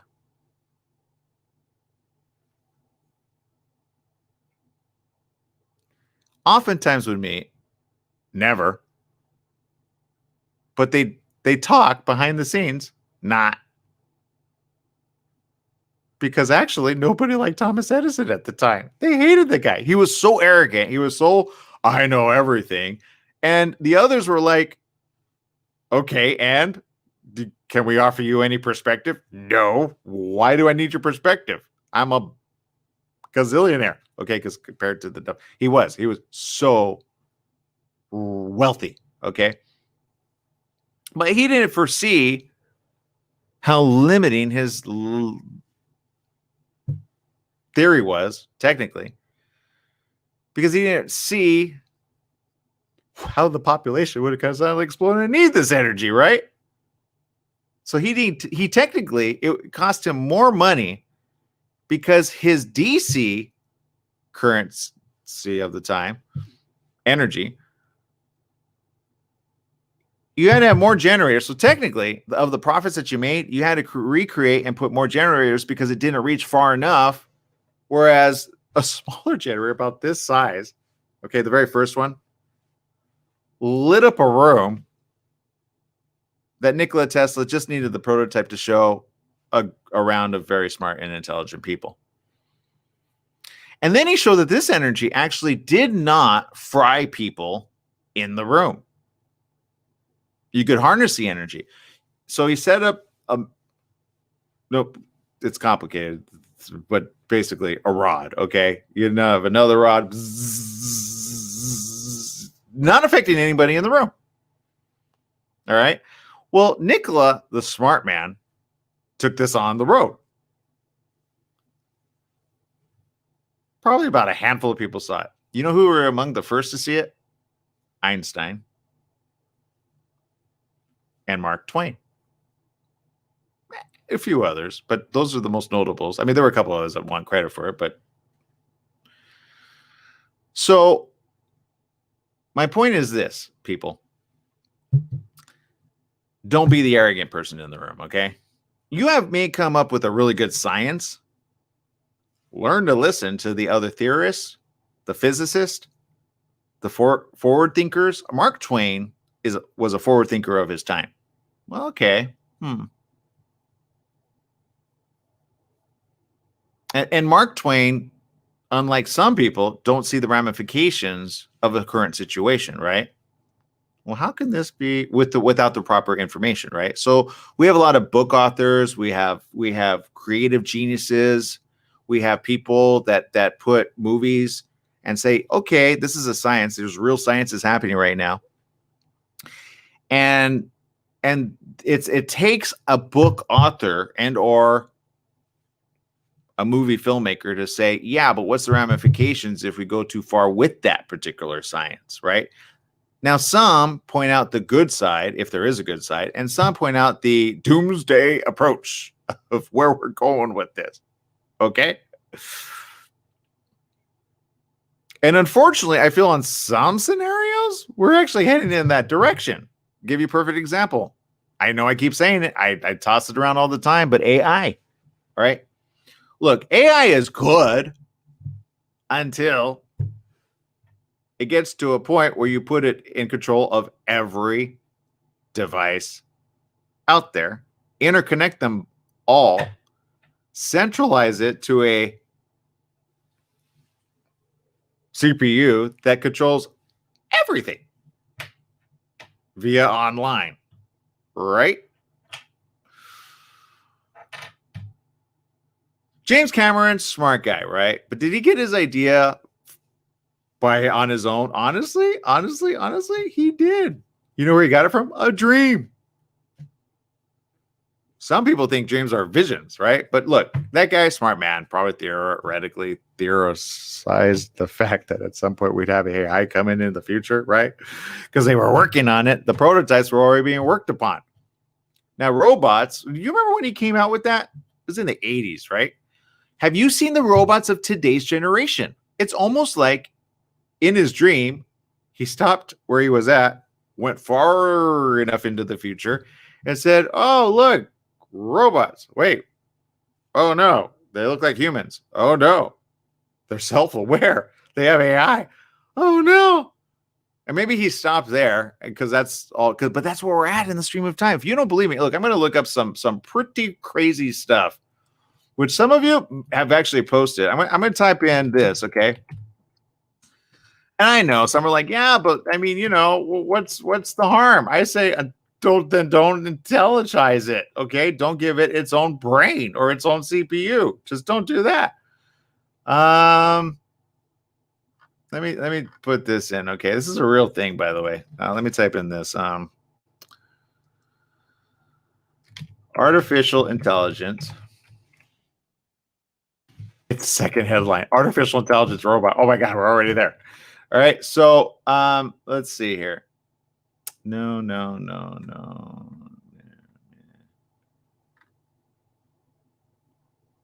Here's a perfect article, okay? April 30th, 2020. I wanted to show you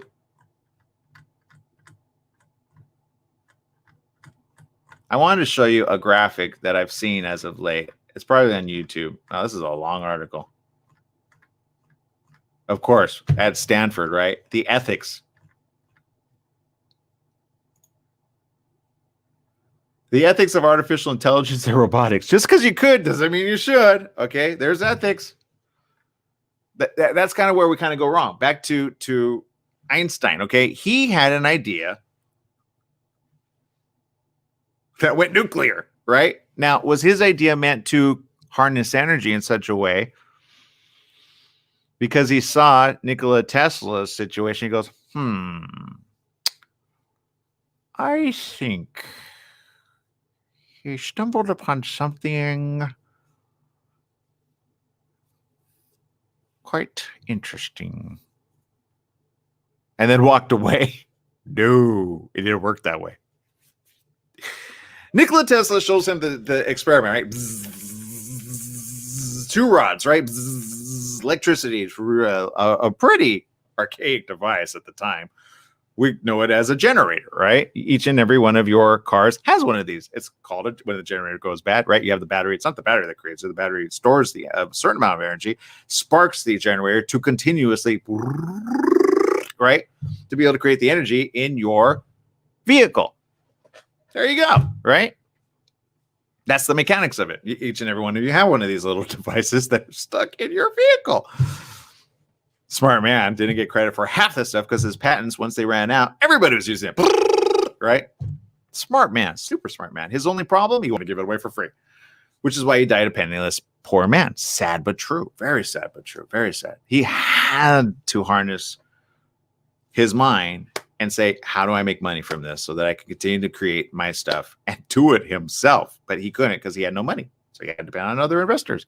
And the investors, they lock it up because they knew what to do. Oh, I'm going to patent this puppy. I'll make millions, right? Westinghouse ended up making so much money, but he ended up sadly screwing his friend in the end because he met with the Energy Council. There's a council that meet on energy, right? And they were like, first, they tried to meet with Tesla. Not. You know what they were headed by? Thomas Edison. Don't believe me. Look it up. There's a good movie on this. If I've inspired you, at least it's a boring movie, okay? But they need to remake this. I think they did actually. I don't know if haven't seen the latest one. Nikola Tesla movie. Okay, there's been a few done. And one I remember seeing on Netflix, but I don't know if they have it just yet. Oh, there's the new one. Okay, I haven't seen that. I can't recommend that just yet. Oh, look at that. Ethan Hawke's in it. Huh. Well, then, there you go. Maybe go check that one out. But there's a scene in another movie. I'm trying to bring it up. Hold on. Where is it at? It was actually, oddly enough, I want to say in the 70s, okay? Ah, there it is. The Secret. Wait, is that the one? The Secret of Nikola Tesla? I think it is. Yeah, 1979. Okay, boring movie. But you have to kind of see through. And oddly enough, Orson Welles stars in it as J.P. Morgan. Not his best moment to shine, to be honest. But it's an interesting, quick snapshot of Nikola Tesla's life. Again, I don't know how much money they put into this, but go check it out. If you don't want to read the book on Nikola Tesla, because it's a long book, and you just want to see the highlights, if you're wondering how I'm getting a lot of my information, I remember watching it about 8 years ago to help me understand energy actually exists, it's around, and you could harness it. And that's what Nikola Tesla really wanted to do. And in that movie, you're going to see him go against Thomas Edison. And you're going to see a very common trait, which is, I know what to do, you don't, right? But there you go. So back to artificial intelligence. I know I just completely went left and then went right. Sometimes my brain goes that way. I apologize. But Nikola Tesla foresaw something in Einstein that when they spoke, he goes, I think he stumbled upon something that is not going to be good for humanity. He foresaw far enough the implications of the theory of relativity, time and space, that technically Thomas Edison was trying to grasp, but wasn't allowed to. Because if he would have created a lot of problems for Earth. You understand where I'm going with this? There are some inventors and or theorists, their way is the highway, right? They are not willing to listen to somebody else's way of doing it to make it better. That's all. At the end of the day, that's all Nikola Tesla wanted. He wanted it to reach further, farther, and honestly, for free. Because that's that at the end core of his core. He shouldn't have. I always say this. Poor guy. He didn't have the smarts on how to make money financially. That's why he died a penniless poor man. Sad but true.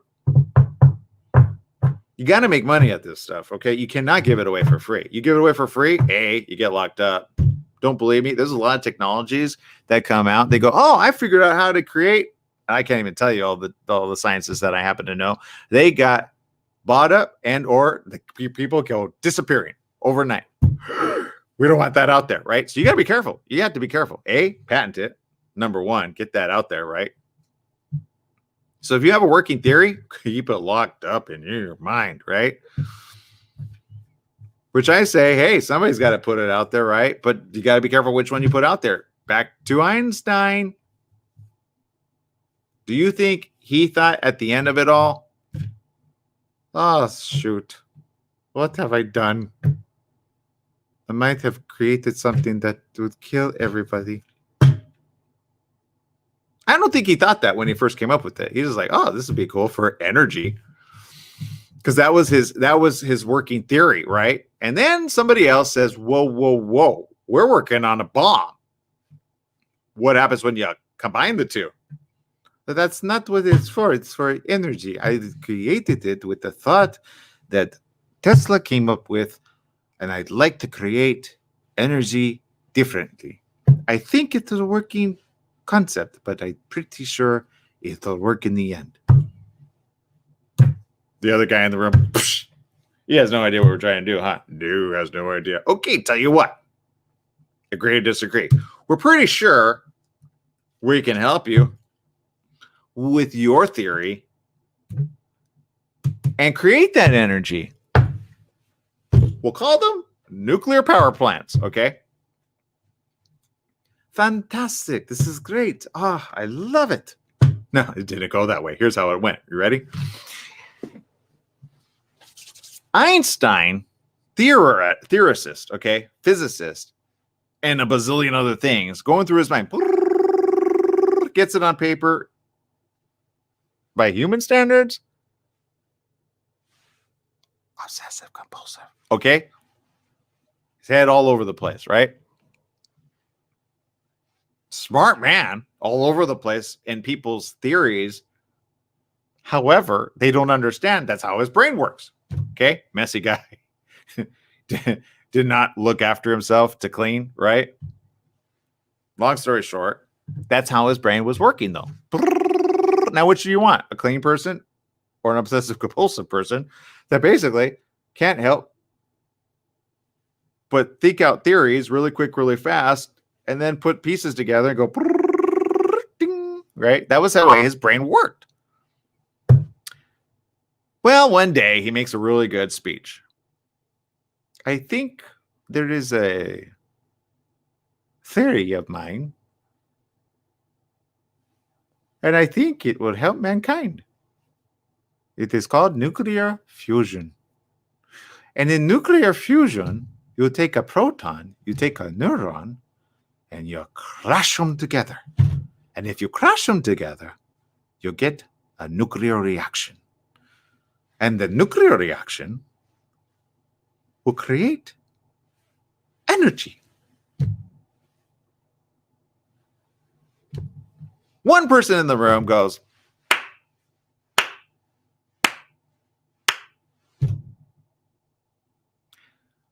oddly enough, Einstein was not as popular as people think at first. It took him a long time to get there. A total of 23 years, by the way. Nobody looks at that portion of history. Einstein, oftentimes, quite poor.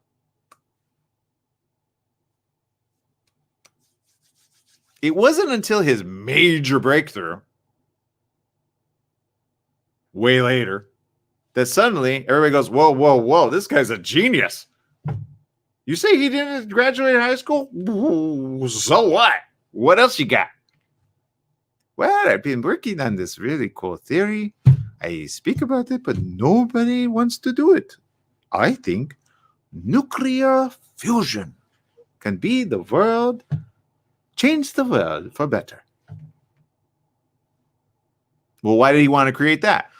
You had to have, technically, the way it was worked at the time, because Tesla all of a sudden, goodbye, dead, right? But his got bought up by Westinghouse, and once the patents were gone, other ones started to do it. But you needed typically wires. He knew how to do it wirelessly, by the way, which is why you see the bzzz, and he's sitting around and he doesn't get electrocuted, but it's all around him, right? The energy. But you see the manifestation of it because it's a different type of energy. It's not like a lightning strike. It's not going to hurt you, right? It's a different type of energy, but you see it light up. Bzzz, and he did it in such a way that it was at a certain frequency harmonically that he actually was able to do it so that you could see the effects, but it wouldn't damage you. That's why he was like, he did a really cool experiment. He's like, it doesn't. He put a horse. And it went through the horse, nothing. The horse was fine. He's like, that was a sham. Thomas Edison, but he couldn't prove it was Thomas Edison. But people knew. They're like, yeah, we know who's the guy in the room, just wanting to be like, this stuff is stupid, right? That was Thomas Edison. People knew it. They saw it. They didn't want to tell him to his face because he was worth gazillions. Get it? So they were like, but what a jackass, right? Every time he entered a room, hey, it's Thomas Edison. Yeah, great guy. His own friends couldn't stand him, right? Very haughty, walk into a room, right? I'm the guy that created DC. There's Nikola Tesla. Nikola Tesla gets the attention of three people who happen to be financially well off and know you know who. Anyway, long story short, they make the introduction between Nikola Tesla and Einstein. People are like, well, how did they come to it? It was like a meet off, like, hey, I think you should meet with you. And Tesla started talking. Marconi? Nobody knows the science about Marconi. Marconi actually was, oddly enough, a reporter. And he saw Nikola Tesla talk about this cool new theory, all right? Radio waves, right? Radio waves. He took a long story short, he created, okay, those remote control cars? But imagine he did like a boat, okay? He started off in a completely other different science, and he ended up in stumbling upon, he just had really good theories, he pulled them out from somewhere, who knows? My point is this, he brought out this device. He says, look, this said he put it into water. He put the submarine in. He goes, look, I can control where it goes with this, a remote. But it wasn't like a remote like we have today. It was levers, right? Doot. Look, it goes left. Doot. It goes right. Look at this. Boop. Forward. Look at this. Doot. Back.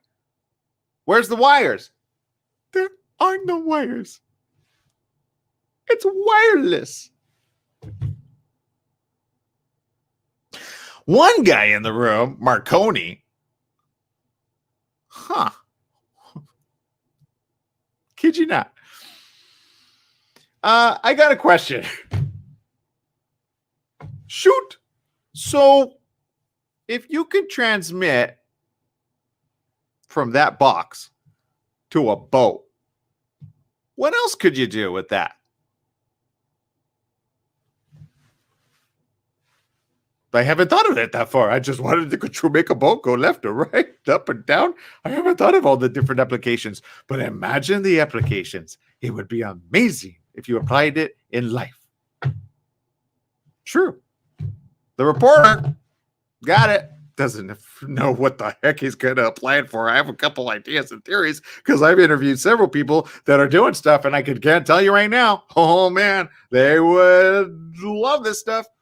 So the reporter pulls Nikola Tesla to the side at the end of the event, okay, as most reporters do, right? The other reporters, okay, I have no idea what this means for life because these all reporters are kind of stupid, right? In theory, they don't think in the way Marconi does.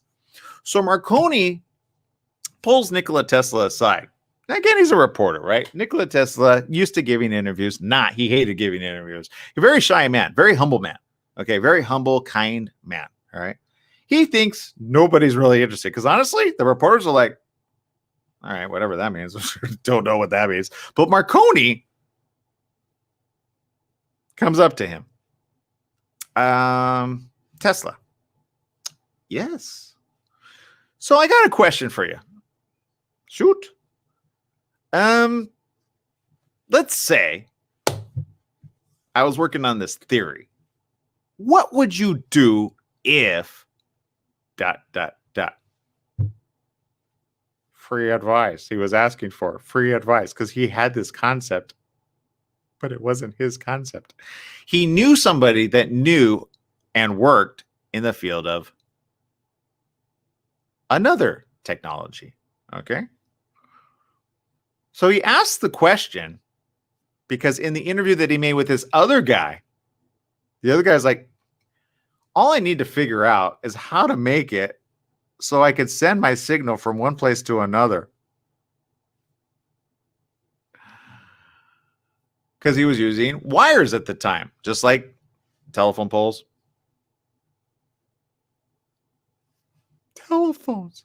How do you transmit wirelessly communication from one telephone pole to another without using wires? True. Marconi, right? Got a question for you. Tesla has no idea who this reporter is. He just thinks he's a reporter, right? He goes, so Marconi goes, so I got a question for you.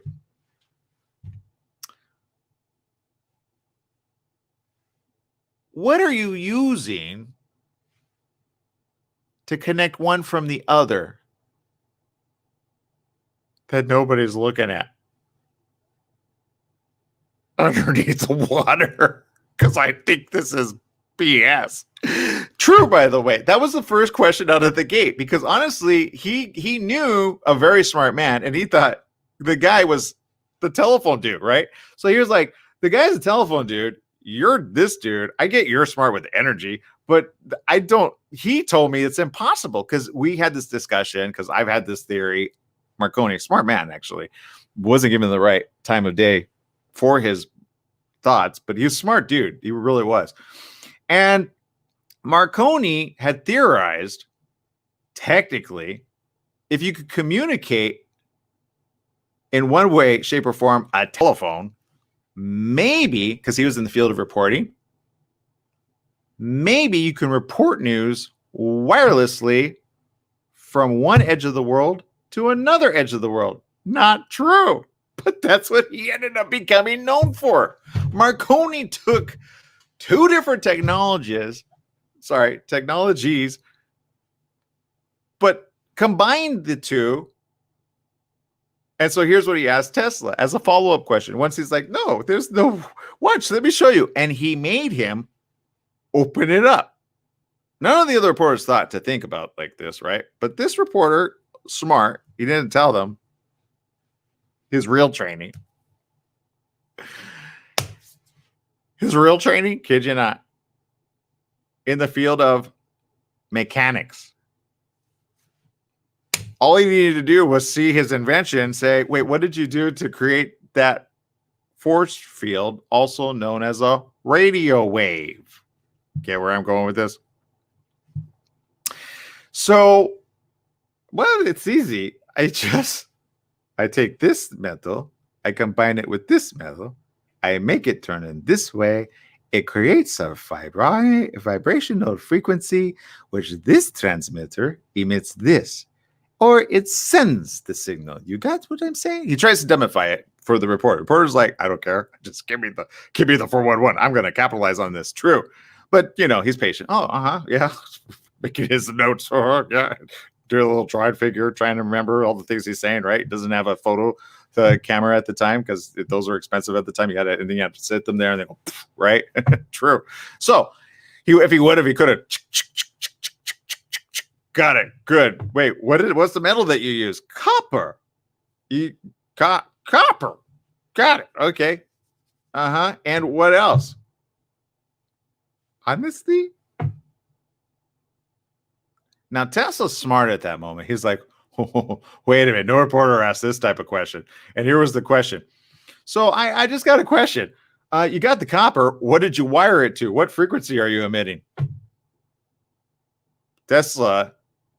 Frequency emitting. He's thinking this frequency emitting. What does this reporter know? That I thought he just had a very simple question.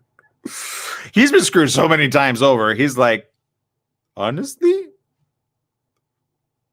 the frequency I emit one from to the other is, and he gives him this number, 1.38 megahertz. Huh. Tesla's like, I've got to go. Walks off. The reporter, got it. Walks away. The rest is history. That's how do you think we got radio?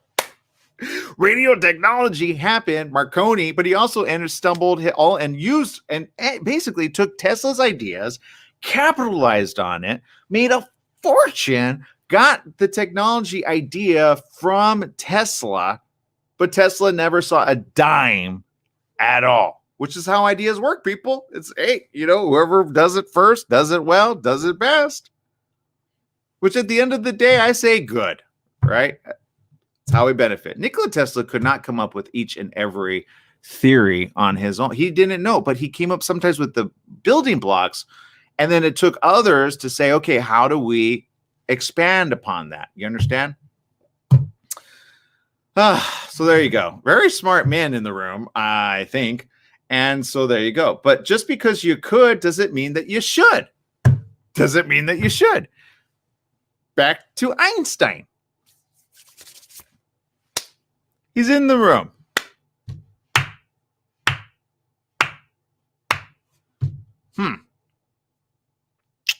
This guy doesn't know what he stumbled upon. I know. We got to get a hold of his technology before he understands what he talked about. I know. Will you make it happen? Got it. Einstein, in this one lecture, has no idea who's in the room. The man, the only man to clap, because the other ones are like, this guy has so many theories. Because there was a room full of about 80 people, okay? But the one man that really clapped, he wasn't a facetious one. He was just like, this guy got it. He finally got it. We've been working on this technology. He has no idea. He just solved it for us. Worked for the Army. Not. Just kidding. He worked for the Navy. They had been working secretly on this project. How do you intensify a bomb's explosive capabilities to be able to do more damage? It was as simple as that. Okay. How do you do this? Their people were already working on this. It was a secret government project, but they kept falling apart.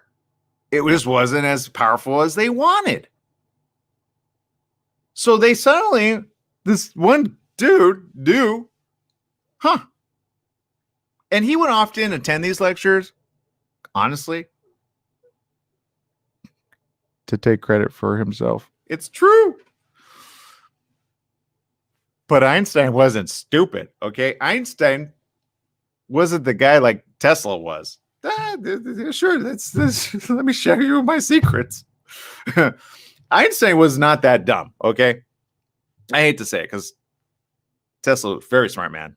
Financially, he needed if Nikola Tesla probably could have done it again, he probably should have joined with the right person financially that had people's interests at heart at the end of the day. Sure, you need to profit from it, but we're meant to benefit from it as well.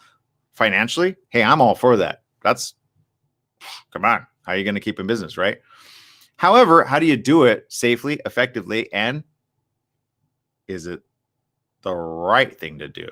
Okay. You come up with that technology, boom, roll that out, make money. I don't care. I think you should, right?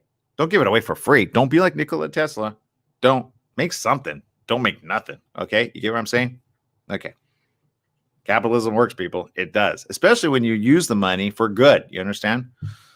And I don't judge people that use it for bad. I'm just saying, whatever that is, do it for the good of humanity, for the rest of people, for your own family. Maybe you don't have kids, but your sister has kids, your daughter has kids. Oh, wait, there's your daughter. Maybe it's a stepdaughter, right? You marry into a family with kids, whatever. Leave it for them. You're going to die one day. Leave it for them. Don't think about yourself. Leave it for them. You understand? Okay, Einstein gets met up with a couple people. It's not the Navy people, though, because Einstein doesn't like, even though he ended up with them, at first was kind of like anti-war. Does that make sense? He was somewhat in the framework of Tesla. How can this benefit man? Okay. Why people love his theories, right? I mean, what improved time, gravitational space, and the theory of that, and how does that work with wormhole theory, and so much more ahead of his time to stuff that they actually still use today and have recently proved it exists. Gamma radiation. There's so much. Black hole theory, physicists, astronomers, all of them combining a lot of what Einstein only theorized, right?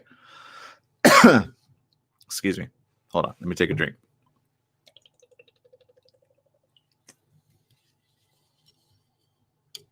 What's this made of? Aluminum, right?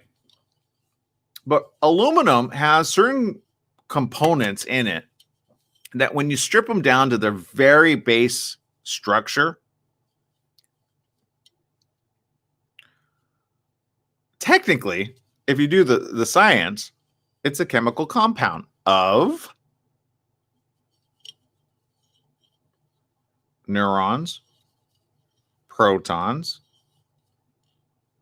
and other things I don't really care to share. But my point is this. When you re-assimilate those in a proper way, you suddenly create a new.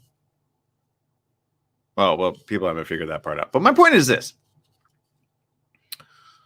We have materials on this earth.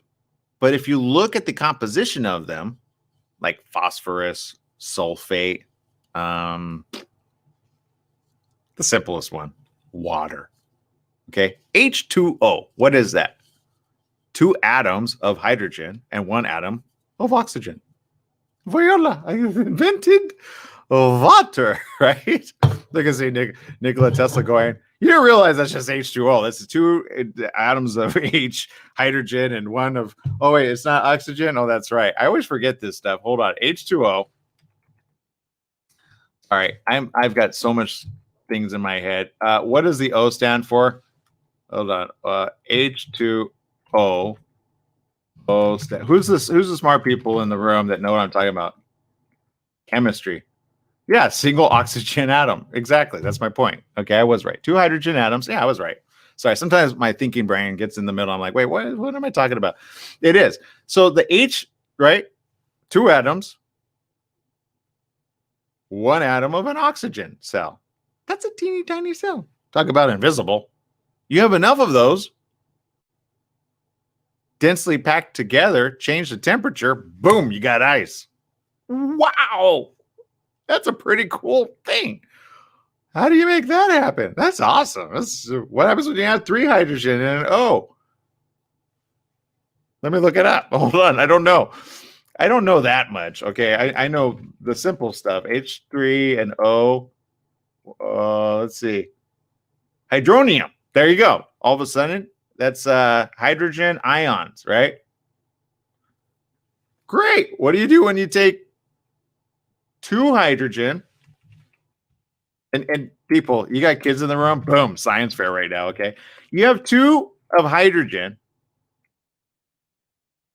which is actually an air molecule, right? Hydrogen, you get it? You get 2 little atoms, but you have to be able to get and splice the atoms, right? You have to be able to go, okay, 1 atom there, 1 atom there, right? People, we're not there yet. It hasn't happened, right? They're trying. Science is really nanotech. What do you think nanotech is trying to do? Right? But just because you could doesn't mean it should, right? How many experiments go, oh no, chemistry lab. Don't do chemistry at home, folks. Yeah, I might blow up the house. Don't do chemistry, okay? Just don't. Because they do the cocktail sauce, right? Not Einstein, though. Not Einstein. Einstein figured out nuclear. How did he figure that one out? It doesn't matter. At the end of the day, he meant it for energy. Energy for all. I love it. Who's going to pay me? I'm not going to do what Tesla did. That poor man did not make a dime. He gets approached by 3 people in suits. Should have been the red flag. No, not true. Everybody wore suits. That was the thing, right?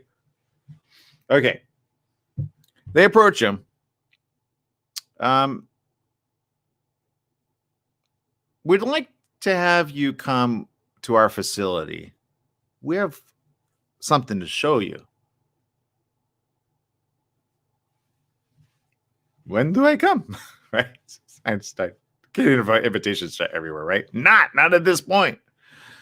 Because again, what he theorized, technically, the people in the room were the wrong people in the room, except for the one person in the room who knew what he had stumbled upon. True.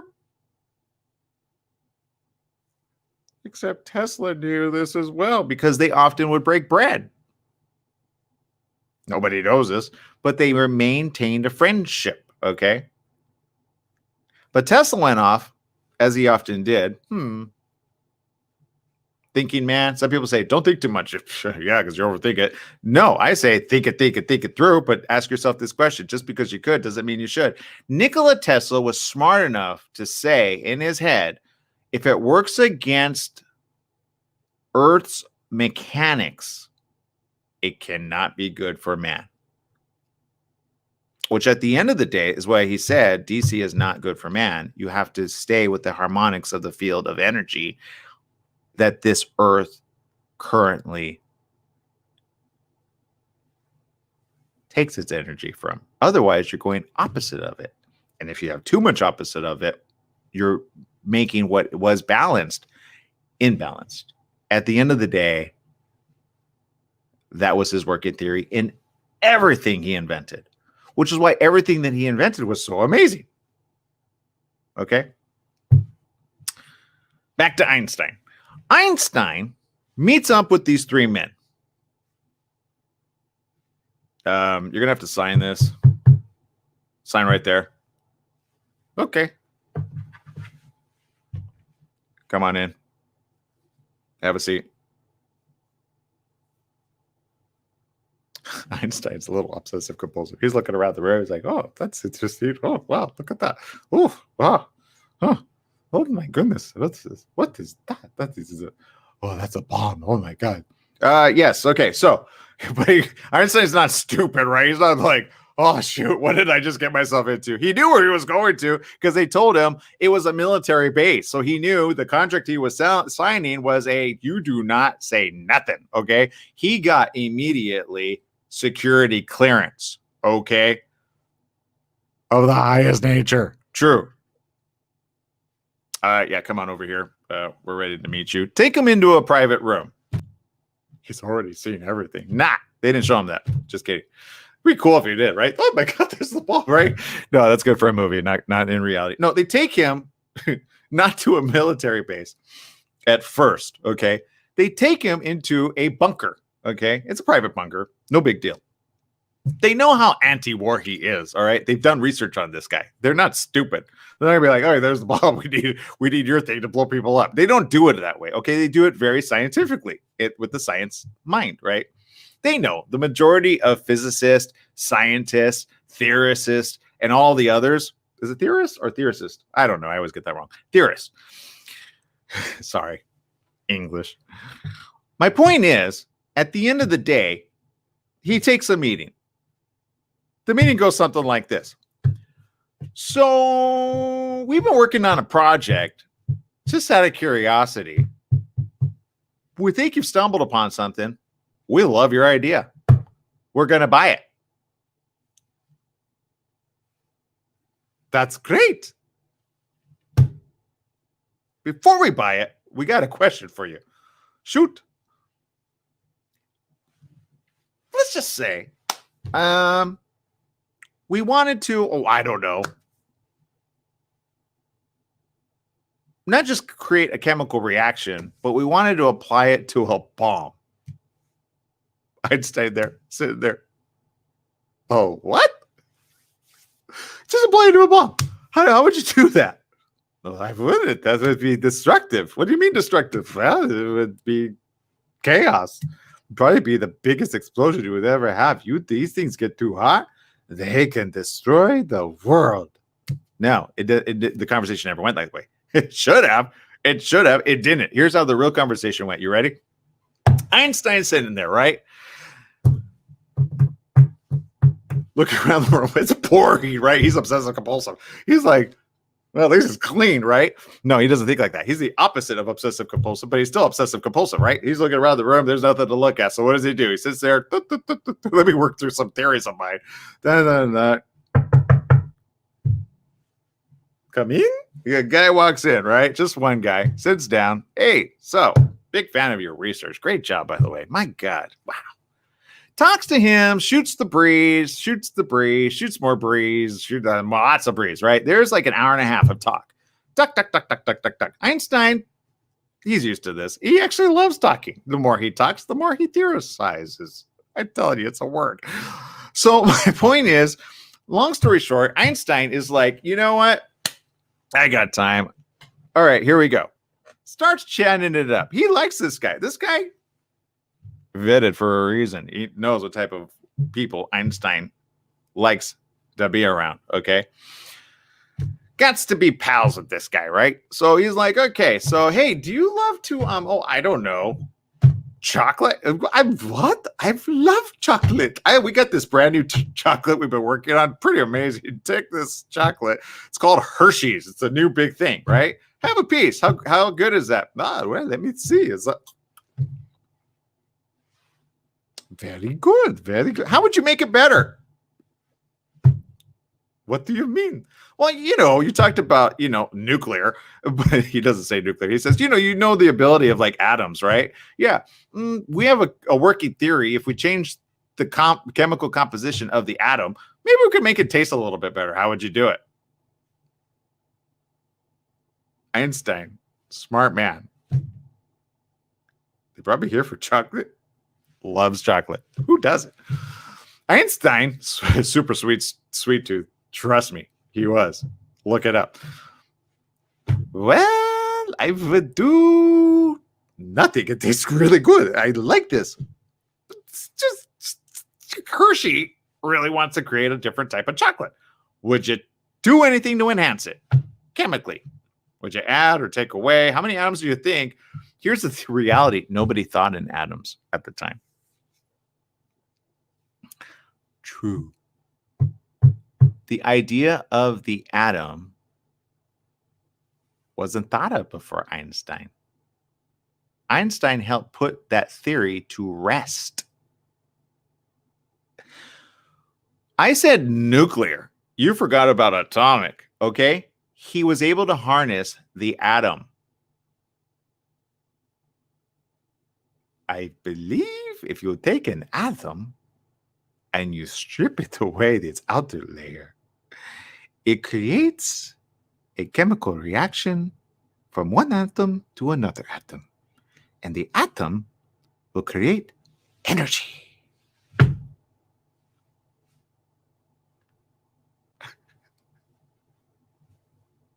So only one guy clapped. He has no idea what he stumbled upon. He has no idea. That's what we've been having problems with. It's that minute. If you can figure out what the atom looks like and then finally get to it and then unharness it and or combine it with the right ones atoms, there's a chemical reaction that ends up happening when you heat it up very hot and it starts combusting with other atoms. And it's combust so fast, you actually, that's how you get nuclear reactors. They react nuclearly, but at the end of the day, they harness an atom. How many atoms does it take to make a bomb? 3.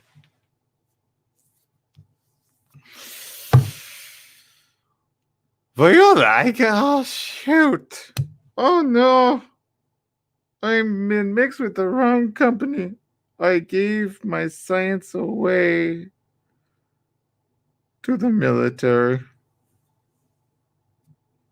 They didn't pay him for the idea. They just wanted to know how he came up with the idea. And then they figured out, based on what they were already working on, how to make it work for the nuclear bomb.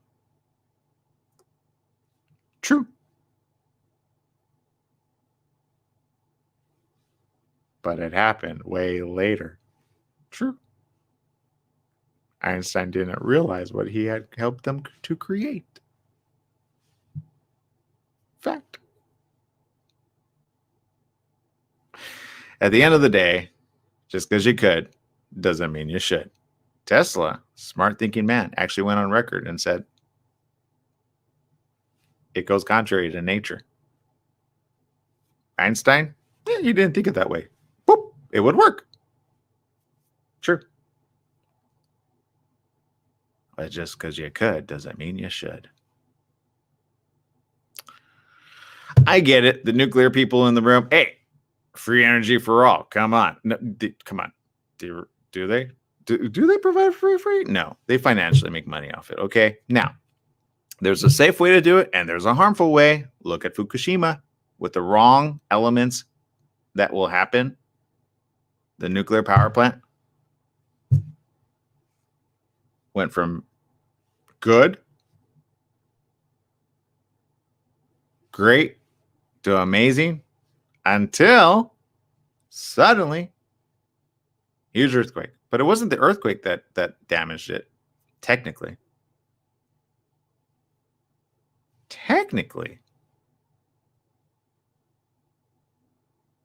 it was the inability to cool down the rods. Doot, doot.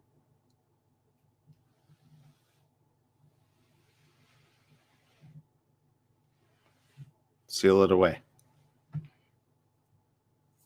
That's all you have to do, people. Seal it away. Not true. I remember watching a movie, Chernobyl. Did you guys watch it? Chernobyl? Ooh, boy. You haven't watched Chernobyl? There's another good one. Go watch Chernobyl. All right. There's another one that was I think. I can't remember. It's just coming back to me. It might be fuzzy. Or it is Chernobyl. And long story short, this movie reenacts a thing in time which actually happened, which actually, thankfully, wasn't like the Chernobyl disaster. It was another one, right? But it could have been like Chernobyl, okay? Back to Fukushima. Granted, it didn't explode, but the radioactivity that flooded into our ocean that they had to release. They had to release it, otherwise it would have blown up. That's how. So nuclear waste, nuclear explosion, nuclear power, nuclear. Just because you could doesn't mean you should. Well, you're going to have safety protocols in place, you understand, in order to harness that type of energy. Because all of a sudden, a couple bad elements and or radiation. And not the good kind of radiation, the bad type of radiation. See, radiation or radio is radiation. X-rays is a form of radiation. It's such at a harmful frequency that it damages the cells of the human body and or mutates them. Yep, that's what we have on this earth. Oh, good job, guys. Let's not have the guy that's going to hit the nuclear button to bring the end of us all. All right, people, I'm out of time. Look, some interesting stuff when you do the research. I kind of wish they had taught Tesla in school. They never did, not for my generation. But I think if you want to teach your kids about like a good guy, just tell them, make sure you make money, okay? But Tesla, smart man, immigrant, by the way, but smart individual. We got a lot of smart kids right now in the room, seriously. And oftentimes they're tuning in along with the parents, and maybe they're thinking about it, right? So think about it, folks. And just remember, ask yourself this question. Always team up. If you've got a smart kid, just make sure that they have this bit of knowledge. Just because you could doesn't mean you should. Think about the implications for man long-term. And be like Tesla. Not the poor part, but this part. Does it go contrary to nature? And if it does go contrary to nature, then flip it and make it go like clockwise. There you go, people. All right, people, I appreciate you. Thank you for spending time with us. We will see you around the corner. Make it a great day. Remember, life is worth living. Create products and or services that actually help people. Don't destroy people. All right, people. Goodbye.